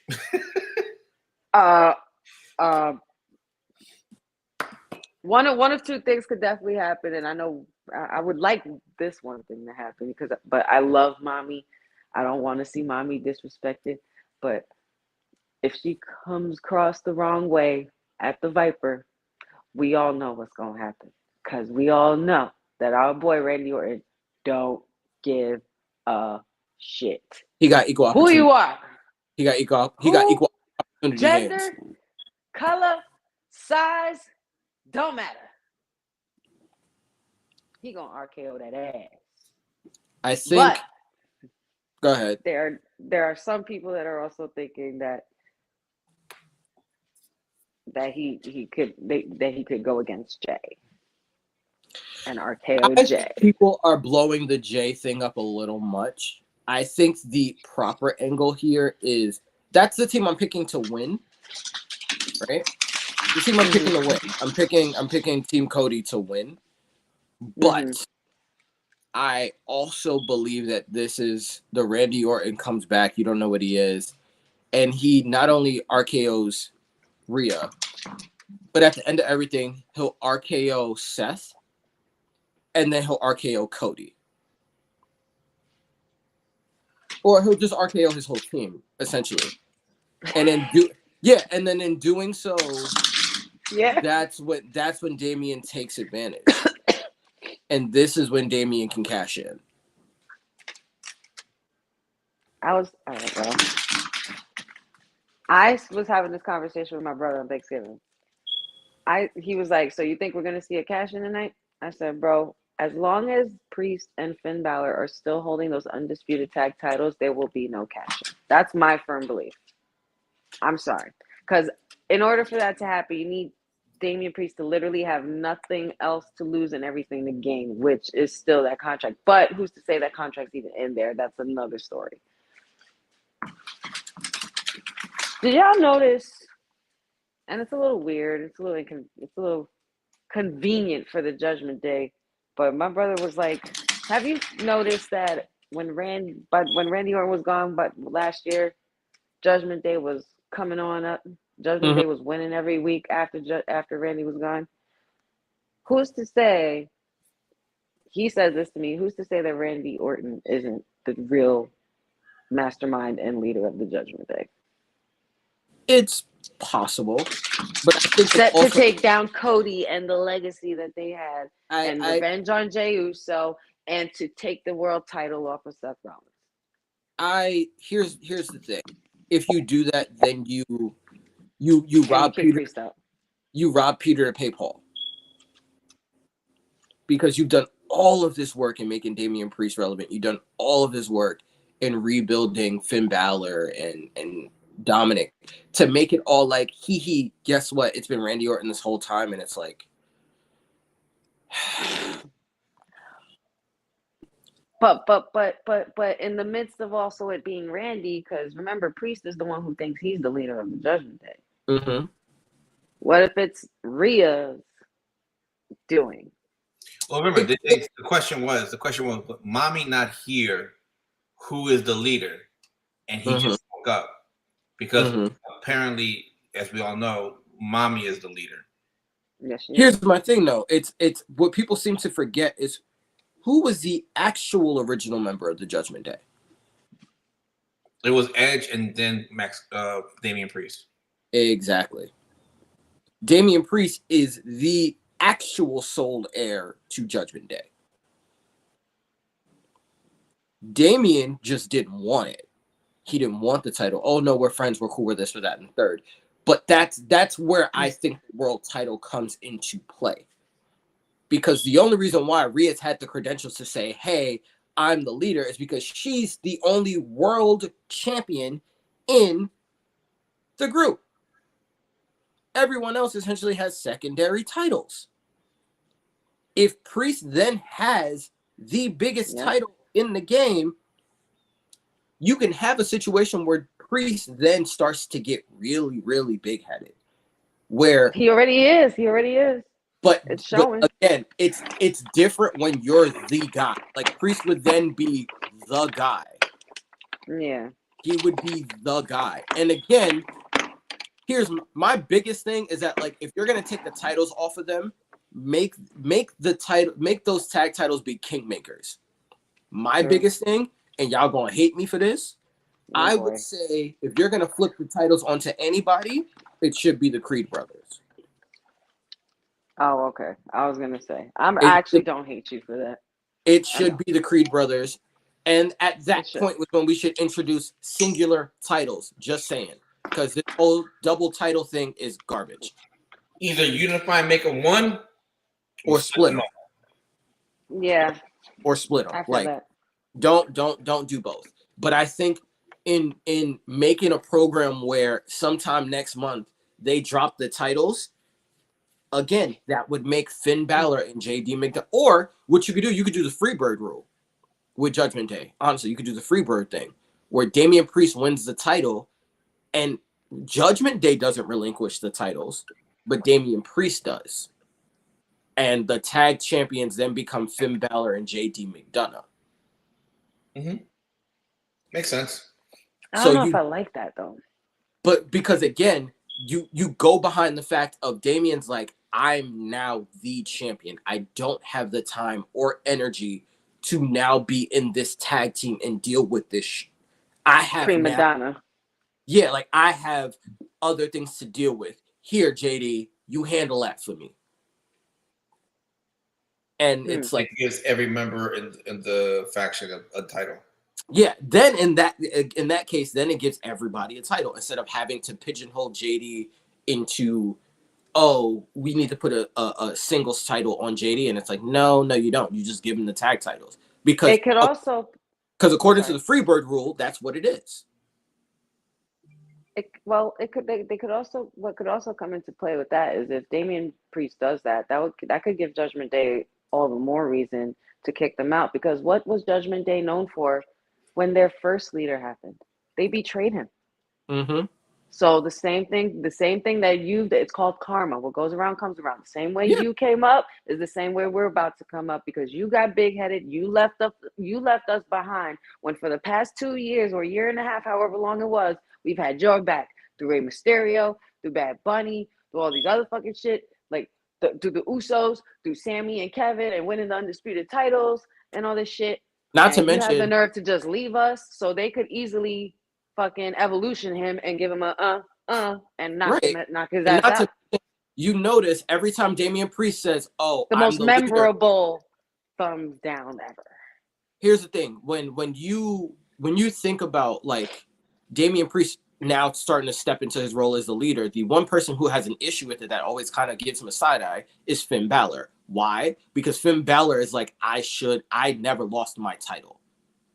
And you come up and now you take the title? You leave us to take that title, the title that's rightfully mine? So now there's a power vacuum in Judgment Day. So then that's when you get like Bullet Club, Nasty, like the Prince. Ruthless Prince. Yeah, Prince Devitt. That's when you get the Prince. And it's like, okay, now I can get behind. And it's like, all right, he has the tag titles, whatever. And then on top of that, when you want to take the tag titles off of them, you just have him pin JD. Good old Fergal. Yeah, you have him pin JD. And you can have it be a situation where like Rhea tries to take over, but Finn is so like hell bent and like driven. Like there's no stopping him. Yeah, that he just completely is like, listen, you get in line or you leave.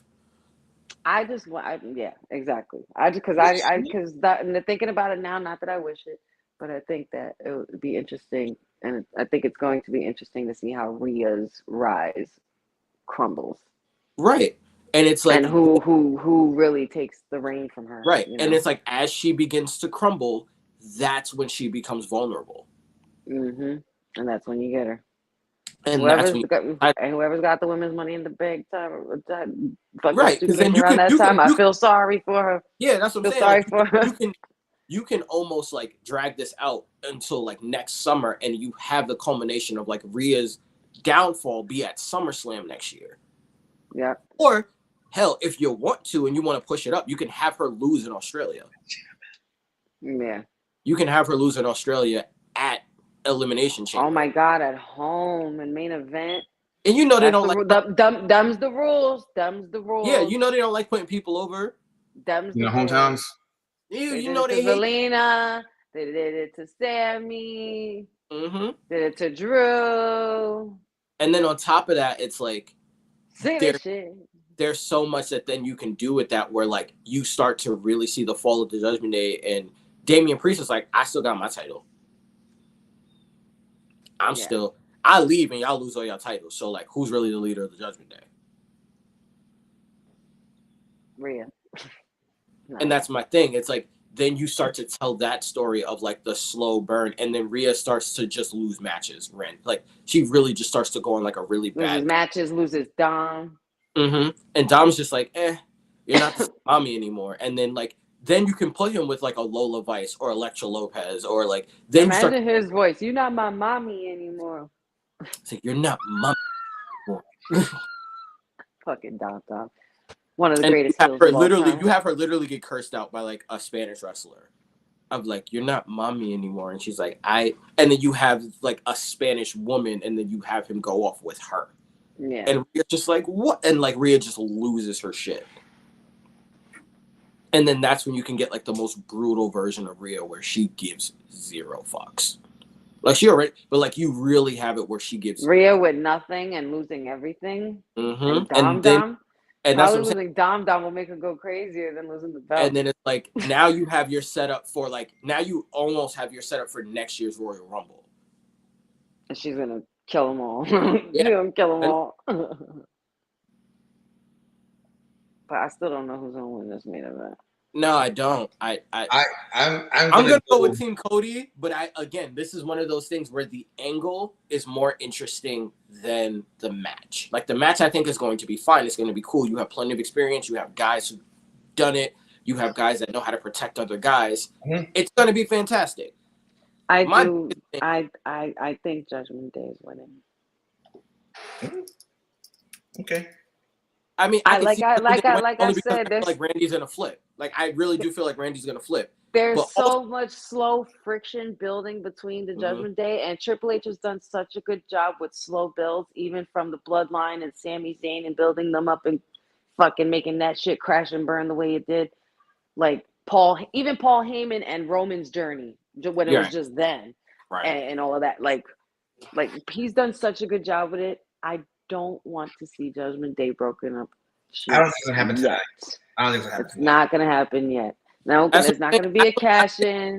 Yeah, but again, I think that it's not gonna happen because again, you have a situation where you can slow build it because automatically, if Damian cashes in tonight, the first person that is going to want to go after him is the dude that made the speech that started this whole thing, and that's Sammy. Because now you get a legitimate chance of like you have Sammy versus Damian going into Royal Rumble. Mm-hmm. So it's like then you can nasty, tell. Though. Yeah, you can tell that story. Dude, I don't know. I feel like I don't know what's gonna happen, but there's no way that I could say Randy is gonna just come back with a straight face. There's just no way that I could say that because it's not Randy Orton's nature. I don't think it's Randy. He's a viper. He's a viper. It's not Randy. Even if they do win, even if Team Cody does win, and they beat Judgment Day and they're all defeated and they're gone and shit, and they're celebrating with Randy and he fucking RKO's Cody and walks out, I'll be like, because then you got Randy versus Cody next. That's what I'm talking about. That's what I mean. Yeah. That's why I think they're gonna win, but I think Randy doesn't just RKO Cody. I think he RKOs the whole team, and in doing so, opens the door for Damian to cash in, which opens the fallout for all the rest of these things. Because it's like then Randy Orton once again kind of does what he does and just causes absolute chaos. And again, steals the title again. Yeah, because it's like if Damian then wins the World Heavyweight Championship, who's to say he has to have a long reign? He doesn't need to. He can beat some guys and you have him have a decent reign. Yeah. But again, now you have Sammy, you have Randy, you have somewhat Cody, but not really. You have Seth whenever he decides to come back. You have Finn Balor. You have everyone that the Judgment Day has pissed off, which is legitimately 90% the whole roster. Yeah. On both Raw and SmackDown. And that's not even including mid-card. That's not including people that they've hurt that they've taken out for a while. LWO, Rey Mysterio, right. Ricochet, yep. Drew. And he legitimizes all of them as a credible threat to the World Heavyweight title, the way Seth Rollins just can't, because Seth Rollins is so big. He's such a face. He's so over. He's so over that it's almost like no matter who he faces, there's no turning back. Yeah, you don't believe that he's going to lose the title. But a guy like Damian that they've been building since he won the Money in the Bank. And who hasn't gotten his piece of gold. Right. Like you know. And you have him gold on the back of a veteran like Randy Orton doing what Randy Orton does. Randy Orton can take credit for it. And then you have him beat Randy Orton, which legitimizes him. And then you have him go on a run where he beats a guy like Sammy. Then you have Judgment Day. Then you have him break from Judgment Day, and then he beats a guy like Finn Balor. And now you have 3 or 4 really solid wins to be like, oh, he's a bona fide Hall of Famer.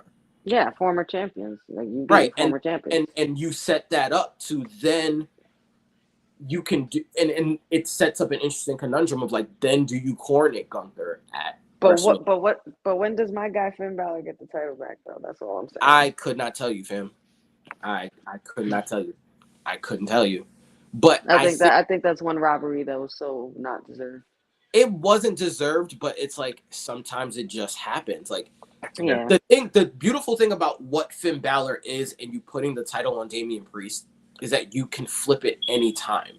And now you have legitimate, like Finn Balor is creditable enough where he can beat a guy like Gunther and it's not crazy. He can beat a Randy Orton and it's not crazy. He can beat Priest, crazy. So there's always a shot for Finn Balor to get back to that mountaintop. And I think they're never going to put him over Seth just because Seth is now at the point where he's damn near untouchable. Like you can't, there's no turning back for Seth. There's no turning back. But in flipping it to Priest, now you give Finn Balor a possibility at redemption. Yeah, it's like you have the 2 main belts on 2 guys that cannot lose. That can't lose. If they lose, you have to make it spectacular. Yeah. Right. And tonight is I've been calling this laws out for a while, but this one does make sense. It's a big like you're saying though, it's like Randy literally just starts RKOing his whole team. Maybe because they lose, like you call it, that Judgment Day wins, or maybe because he don't give a shit. Yeah, but I'm saying though, like he's like, oh, I come back just to lose. I'll screw that. RKU. Everybody, you know what? That also doesn't make sense for Randy. Here's my thing. Randy Orton is the most illogical person on the face of the planet, where it would almost make him more upset that they won and it wasn't him who got the pin. You get what I'm saying? So it's like, like Cody goes to like hug him or whatever, like, oh yeah, welcome back, blah, blah. And Randy's just like, hey. Like, think about heel Austin. That's how I look at this. Think about heel Austin, where it's like, boom. And then he just completely like deadpans. And everyone's just sitting in the middle of the ring. And you just see Randy start laughing, and everybody's like, yo, what the hell are you? Boom. And then it's like he just starts RKOing everyone. It's those voices in his head. No, wait. But the best part, he saves Seth for last, and he does the boom, boom, boom. Like right before you RKOs him, you're waiting, like, no. And that's like it starts seeping in, like, could Damian cash it in now? Because it's not just a regular RKO. Like he's like going with all out, Well, here's the thing. Like it makes Seth's RKO a little different than everybody else's. Yeah, but they can also recreate the spot at WrestleMania. They can recreate the stomp. The stomp. Oh my god, the midair stomp. Oh. Yep. Because think about it. If that starts to happen and he's RKOing everyone, Seth's gonna attack him, and then you have Seth hit him with everything he has, and he's about to hit him with the stomp. Boom, RKO. And then you see him look at Damian, and just smile and then like slither out of the ring. And then you and watch leave. but he doesn't leave. That's the thing. He doesn't leave. He'll just watches stand at Priest. the end and wait. Yeah, he'll just watch Priest cash in.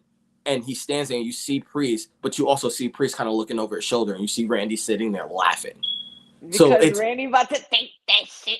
And that's the thing. That's where everybody's brain is gonna go. It's like give my man another title just for the hell of it. And that's what I'm saying. It's like, again, Randy Orton is what? I think he's 1 away to. He's like 3 away from Cena and Flair. Yeah, so if there's anybody else that could, there's anybody else that could still do it. It's Randy. It's not Cena. Just a tie. And that's Triple H's baby. And that's what I'm saying. It's also like everybody expected Cena to be the guy to break Ric Flair's title, but what if it's Randy? Oh, I always said and that. It's poetic. I won't be mad. But I'm saying, but it's almost poetic. Yeah. Because who was blessed by the man in the beginning? Like he was almost ordained to be the guy, to be the greatest of all time. And honestly, we've given it to Cena already. Yeah. Yeah, they gave. I mean, everybody uses that term loosely, but I understand why they use it for Cena. But technically, Randy Orton was the one in parallel with Cena during that whole fucking era, and never missed. Randy's actually the Triple Crown champion. That's what people forget. Cena never won the IC title. Randy's won everything. Yep, literally. So it's one of those situations where, like, again, what would make Priest's title reign interesting is that you don't know where it's gonna come from, because you know Randy's gonna get his get back. He's like, I got you this title. I can take it whenever I want. I don't care who you're in league with. And then it's like he's feuding with anybody else, and Randy's just always lurking. You may never even pay it off. It could be a situation where like you never pay it off, but Priest can go through the rest of his career afraid that Randy Orton's always going to come back, because with Randy Orton, it's like you don't know if his career is done or not. You don't know when it's done. Right. And I guarantee they won't tell you. Like Randy's never going to leave his boots in the ring. No. And eventually, I mean, hey, we could get a double retirement. You could eventually, like, if we ended with just old school and just bragging rights, 2 goats going at it one last time, Randy versus Cena. Yeah, you could give us a nice send off. Give us a different version of the end of an era. And here's my thing: like, at the end of the day, as you can give Damian as dominant of a reign as you want. Like, let's not make it 4 or 5 years, but like, you could also have it be a situation where Randy then costs Damian the title. Yes, because it's like, I gave you this title, I can take it from you whenever I want, and I don't have one to take it. But I can make sure you don't have it. And it's always you have this you have Randy Orton mind game, where no matter what he's doing, no matter how he's doing it, Randy's always going to now be tied to Damian Priest, and Damian Priest is always going to have to now watch his back. And now he doesn't have the Judgment Day to watch his back. Exactly, because he left them, because he left all butthurt. Exactly. And then this is interesting. That could be a situation where that's how you get the title on Finn. Not by Finn doing it, but you do it because, like, now Randy. You do it through Randy. You can have Drew. You can have Randy cost Damian and put it on Drew McIntyre. Because again, Drew's the wild card in this.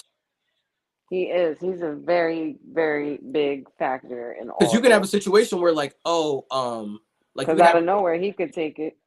Because here's the thing: you could have. What if? Let me finish. Hold on. Before you do that. What if there's a situation where, like, Judgment Day loses, Drew gets pissed, and then Claymore's Damian Priest, so it's like, oh no, he's not going to cash in. And in doing so, Drew kind of storms off, and you think that's the end of the match. Until Randy Orton then turns around and RKO's everyone. And Damian's the first one to wake up and just see bodies on the floor.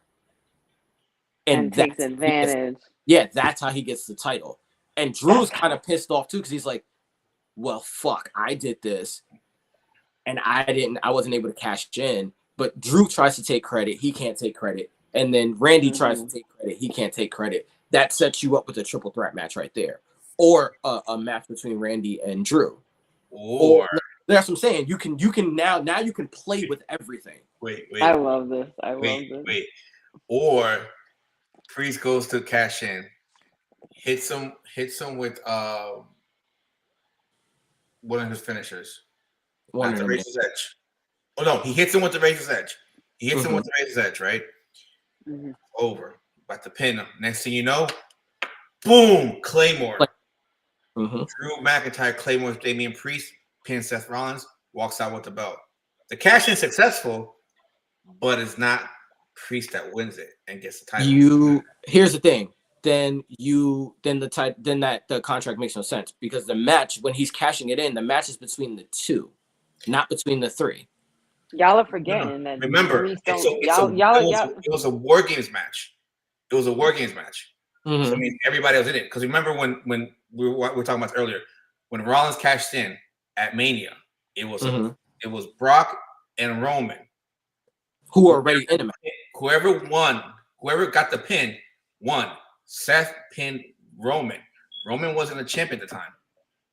No, because when that happened, he inserted himself in an already existing match. Yeah, the match wasn't done. You can't do that in Edge did did that after Cena's match was over, and he cashed in. And when he first won the belt, that's a different story. The match was over. That's what I'm Cena saying. was alone in the ring.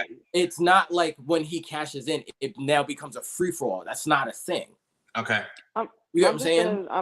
I'm just gonna be like Molly But Karen again, Rose when she likes to add her little additional things at the very end, and I'm just gonna say this: y'all are forgetting that Damian Priest does not have the contract. He does. I think no, he doesn't. Honestly, I feel I put it in our chat. It was a WWE exclusive. You see him taking the contract out of the old one and putting in the new one. He was like, because he did it. He's like, remember, we had that conversation before, and I was like, no. And I looked at it, and then I think it was on like their YouTube or IG. I'm not sure.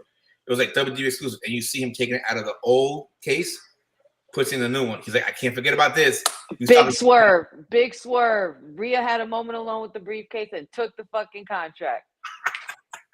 But again, it's Mommy's always on top. As much as we can talk about semantics, we know what that briefcase means. You know what the implication is, even if the contract is not in there. My biggest thing is that, like, if you're gonna be a kingmaker and make Damian Priest, make him the most wanted man too.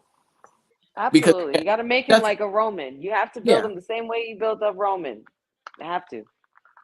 An unfuckwittable heel. Yep. Because again, if you really want to talk about like how you can call up Out the Mud, that's how you can call up Out the Mud, because Damian Priest is unapologetically Puerto Rican.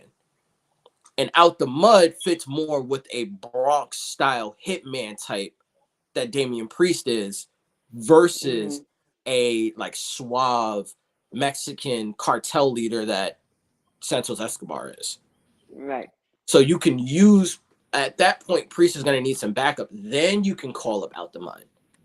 It's a different kind of impact. I mean, the way I was looking at it was, if you wanted to call Out the Mud up to link him up with Santos, there is a way you can do it. Oh, for sure. There was a way you can do it. Like Santos, like, yo, when Santos tells Carlito, we need some backup. We need this one, that. Do you know anybody you can call? He was like, yeah, I got a couple guys. Bad Bunny. I got a couple guys I can call. And you have no idea who's going to call. Next thing you know is Out the Mud comes in. And Santos goes like, okay, we just got to clean them up. That's it. And that's when you get the switch over. You could. You know? But then again, I feel like if you're going to use them and you're going to use them kind of properly, I feel like almost having them back up a world champion versus a mid-card feud does more for them in that way. Mm-hmm. Oh, yeah. Because you can have Priest literally, because they had world champions go down, you can have Priest literally go down to NXT and strike a deal with Scripps and make it so that they're almost like contract killers.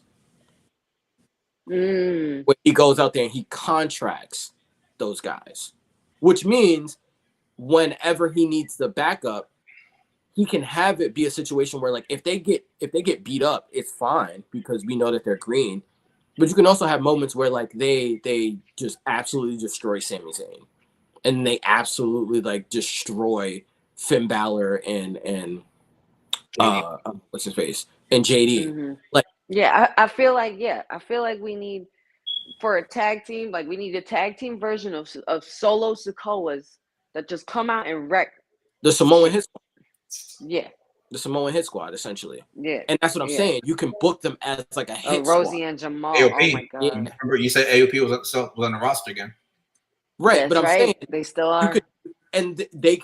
It's like, yeah, they are, but I don't know what Triple H is going to do. But you get what I'm saying? Like, you can do that. You can make them an AOP or APA style tag team where they're just contract killers.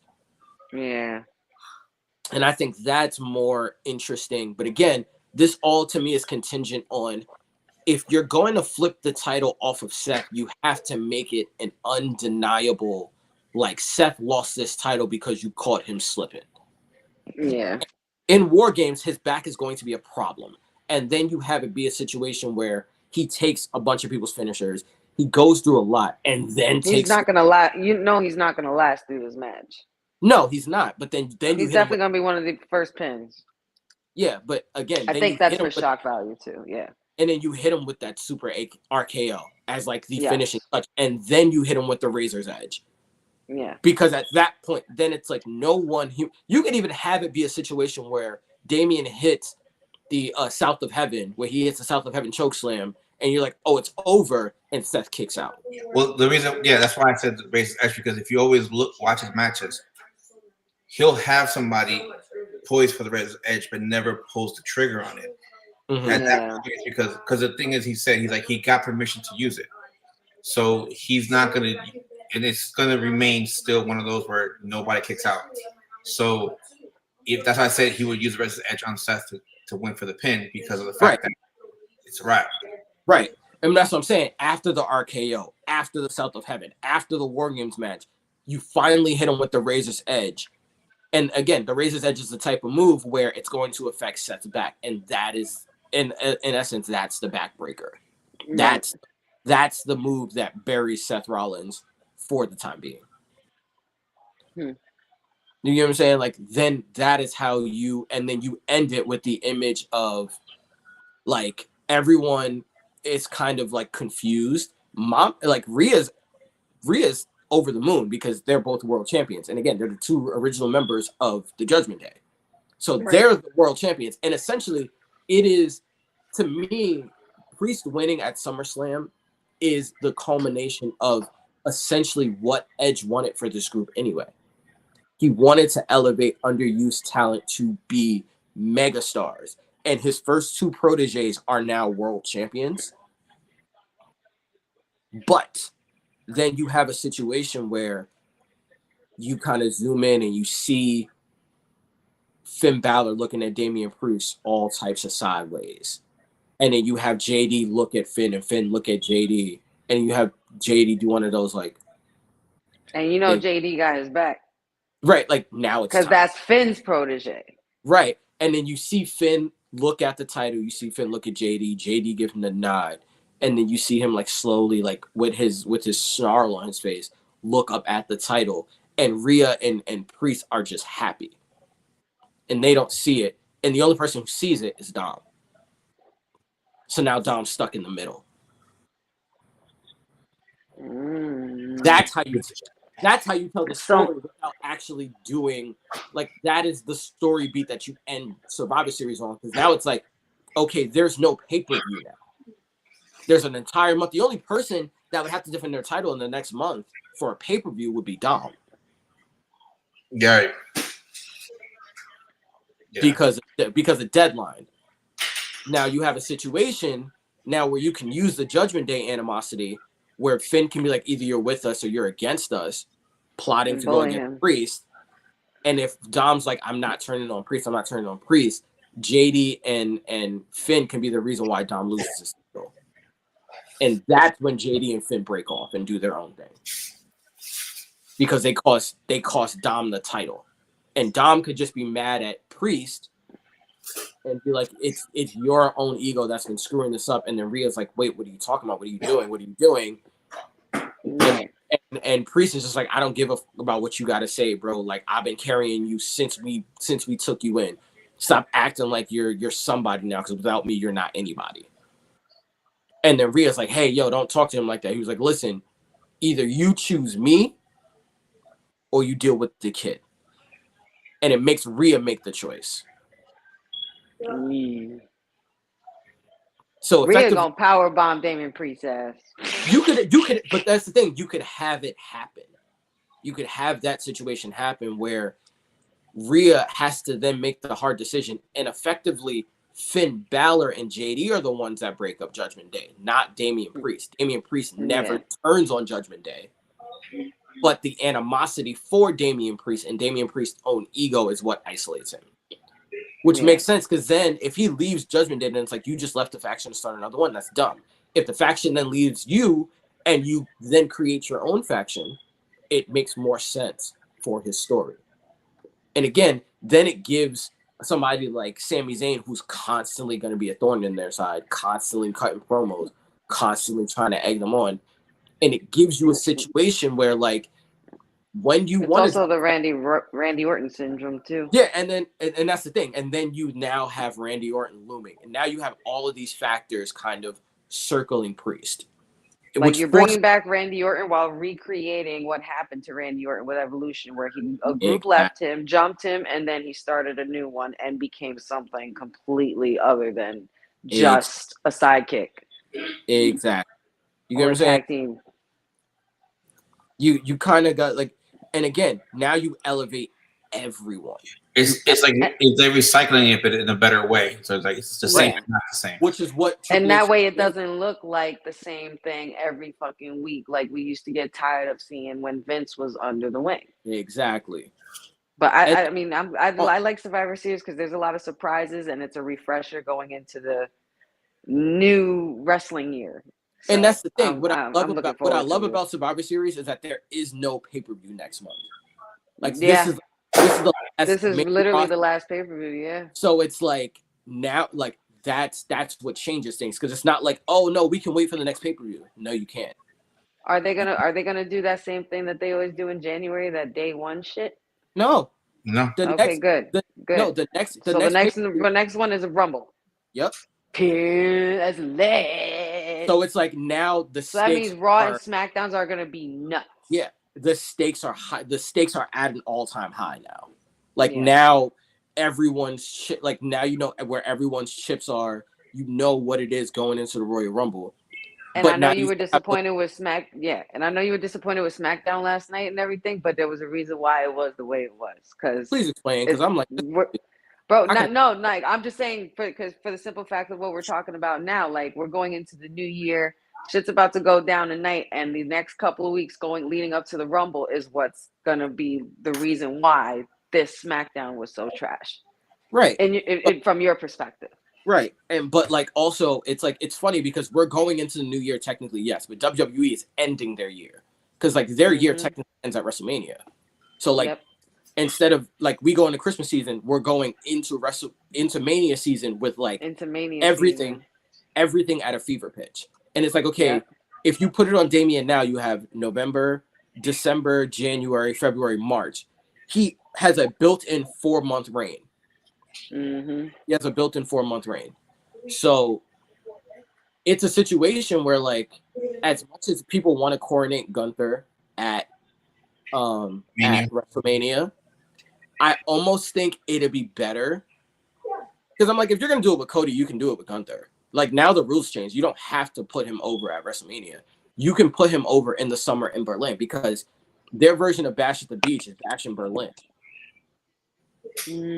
So then you can have Damian hold it all the way to SummerSlam, where it's almost a full year reign, and you can have Gunther then take the title off of Damian at Bash of Berlin and coronate Gunther in Berlin, in Germany, as like their, and again, because it's happening in the summer, that's like you have that built in. It's like, oh my god, this is amazing. And then right after that, you probably have SummerSlam. Let's also not forget Roman will be back around that time. I don't give a shit. I know, but eventually Gunther's music will hit when Roman comes back. Eventually, there will be that. Here's my thing. I don't think that they're ever going to cross paths. I don't. I think Roman will retire before he ends up. Yeah, no way. Because like if they do, it'll be Roman giving Gunter the rub off. Yeah, it'll and that's rub. exactly what I see. That's exactly what I see. I mean, sure, because again, I know he's Roman's gonna a take leader. time off. I know he's gonna take time off like after Mania for whatever reason. You know, and I know he wants to transition into Hollywood. So like, he wants to. He wants I'm to. gonna lose him. I'm gonna lose Again, him you might too. lose him and Seth simultaneously. Mm-hmm. I know. But I again, know. Too as well. He's trying to make it with Hollywood. Yeah, so But it's Seth like Seth needs a break anyway. Yeah, so for him to go and do like the Hollywood stuff makes sense, and you kind of usher in that next generation. And I'm still gonna go see the movie. I don't care. Oh yeah, for sure. I need to see Seth in that role. All right, everybody. About that time. So, as the last pay-per-view of the year for 2023. Main pay-per-view, okay? Main roster. For the Don't main just, roster. Well, yeah, I mean, NXT, like that, they're not really pay-per-views. They just happen to be on Peacock Network. But they're not pay-per-views, right? That's Tuesday night shows. I don't call those pay-per-views. Nah, Deadline is actually going to be like a it's a theme pay-per-view, like Deadline Havoc. Because remember, that's their new like Iron Survivor thing. Yeah. True. That's where they make stars. Like truly, that's where they make stars. And the fact that they're using the older guys, because again, that's a part of this whole thing that we have not even spoken about. In transitioning to new champions, you then have new challengers, because at that point you can off. They're practicing while they're fucking. Not even that. You can blow off the whole Trick versus Mello thing, and Mello gets called up. Braun Breaker's in line to get called up. Like those are two. You could literally have Mello and Trick ending on an ultimate cliffhanger and never cross paths until like next year's Royal Rumble type shit. Right. And then when they see each other, it's like, all right, what you gonna do now? Who's throwing the first punch? Right. You know? That's what I'm saying. And Triple H is patient like that. So I'm here for it. So it's like, and you can have it even be a situation where Trick goes into the Royal Rumble next year as NXT champion. Mm-hmm. Where it's like you have Mello like on this rise, having a mid-card title or whatever, and then when he faces Trick's a world champion, and they're two completely different people. Like Roman and Seth. Yep, and that's how you build your next Roman and Seth. Oh my God! All right. Triple H is really out here. Like he really sat up here and was like, "I understand I love black and gold, but like, hold on." That's why beer. Yeah, like he really motherfucking beer. He really told us like after the Cody thing, he was like, "You gotta be patient." And I'm like, you know what? Have you noticed Triple H, now looking back like a year later, like, do I still think as much as I'm guilty of telling right? Like I'm guilty of telling the same thing. I still think he could have did it, and you could have still had everything. Like, I still stand by my decision to be like, you should have flipped the title on Cody. But with what he's been able to do creatively in a year, now it's like it's almost like we have the same feeling like we did with Black and Gold, where it's like, not only are you excited for what's present, you're excited for everybody else that is still to come. And then he's still got people on the shelf. Did you notice the NXT, the logos changed slightly a bit? Yep. For the entire show? Yep. They hit the rainbow. Yeah, they got it's the black and white, it's the gold and white era. Yeah. It's not really black and gold, it's the gold and white era, which I'm like, all right, I'm fine. It's a combination of both, where it's like even if you look at it's like even if you look at Braun Breaker's gear, his gear isn't that rainbow tri-colored crap anymore. They just put him in black, had him grow out a beard, put a tank, where it's like, okay, this is the Braun Breaker that we wanted anyway. Like this is a Triple H Braun Breaker. Mm-hmm. Where it's like, okay, no, like I always thought you try to make him too much like the past, and it's not gonna work, man. Yeah. Look what they did to Pillman Jr., and now he's a totally different persona, and it's working so far. It's working. And he looks great. He sounds great. He still looks and sounds like his father. But I know you're never going to be able to get away from that. But I know you love 80s wrestling, Paul. But I think Triple H took the best part of the 80s wrestling, which is the pomp and circumstance of the 80s wrestling style, but toned down the campiness. Oh yeah, that's why I like it. And that's the perfect blend of like Triple H knows when to, like, if it's going too far one way, he'll turn it back. And it's like, all right, this is too much. Where it's like you get the goofy punchlines of like Shawn and Triple H and DX. You'll get that.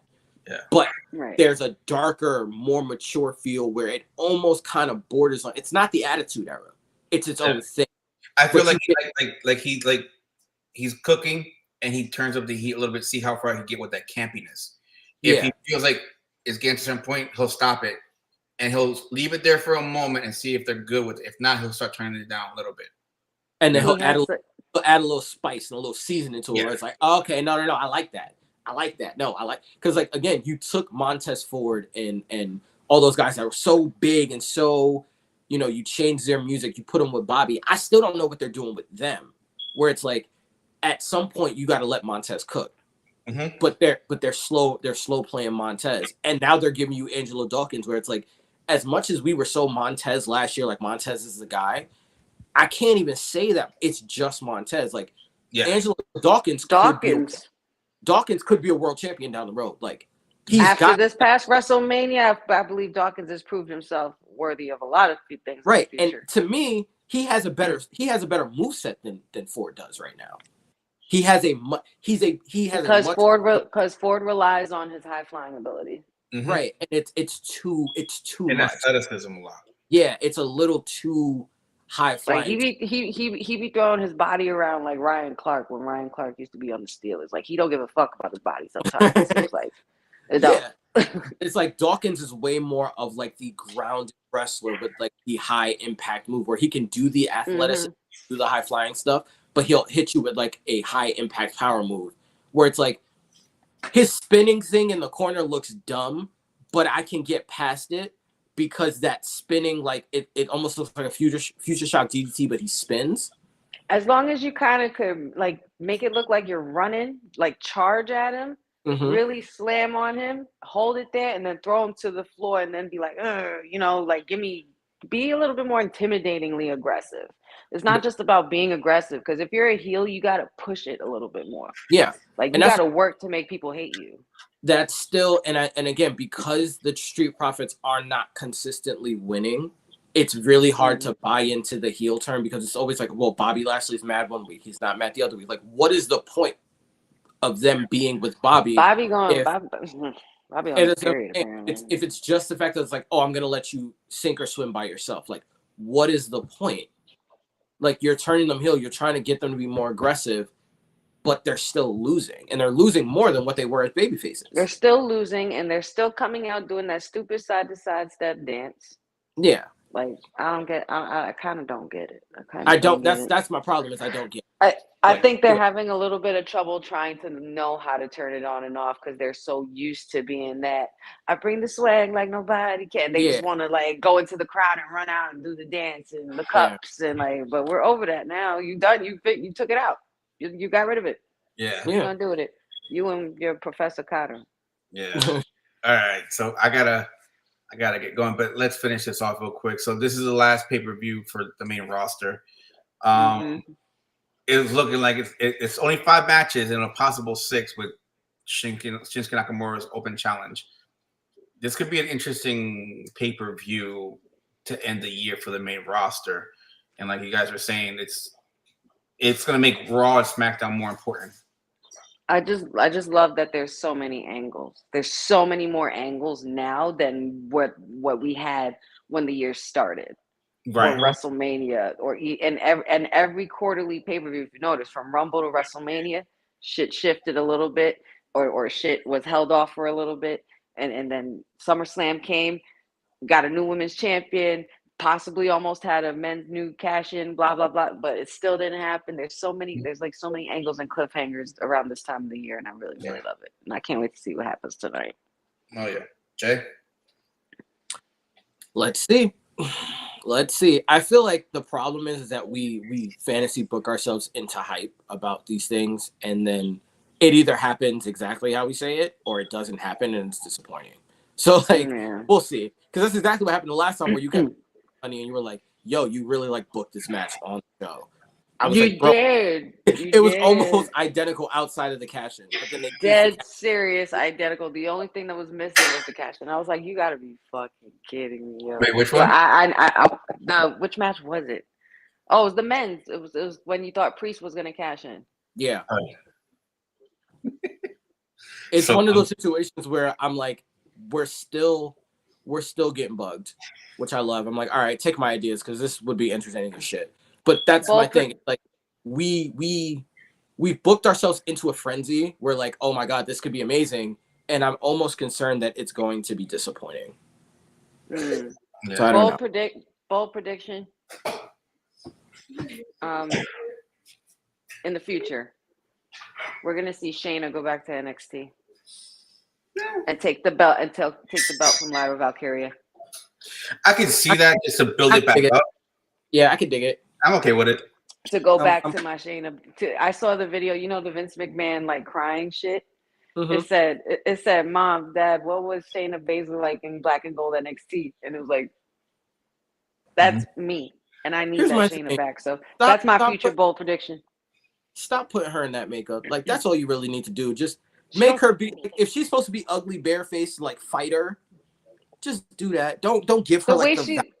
It's so stupid. It's so that's Ronda. Leave that for Ronda. Like she was fine with the leather jacket and the studs and the shades. Give her some shit. eyeliner. All right, cool. Like you want to put some foundation on her to kind of let her like shine in the light a little bit.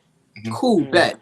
Don't do all that. Don't do all that unless it's like you're gonna go like she's some kind of warrior Viking and you're gonna go straight across, or like you're gonna some kind of like some battle markings or something. Cool. Yeah. Do the whole like we're gonna give you glitter and color. Like don't stop. All right, everybody. Thank you for joining us. Enjoy the show tonight. Till next time.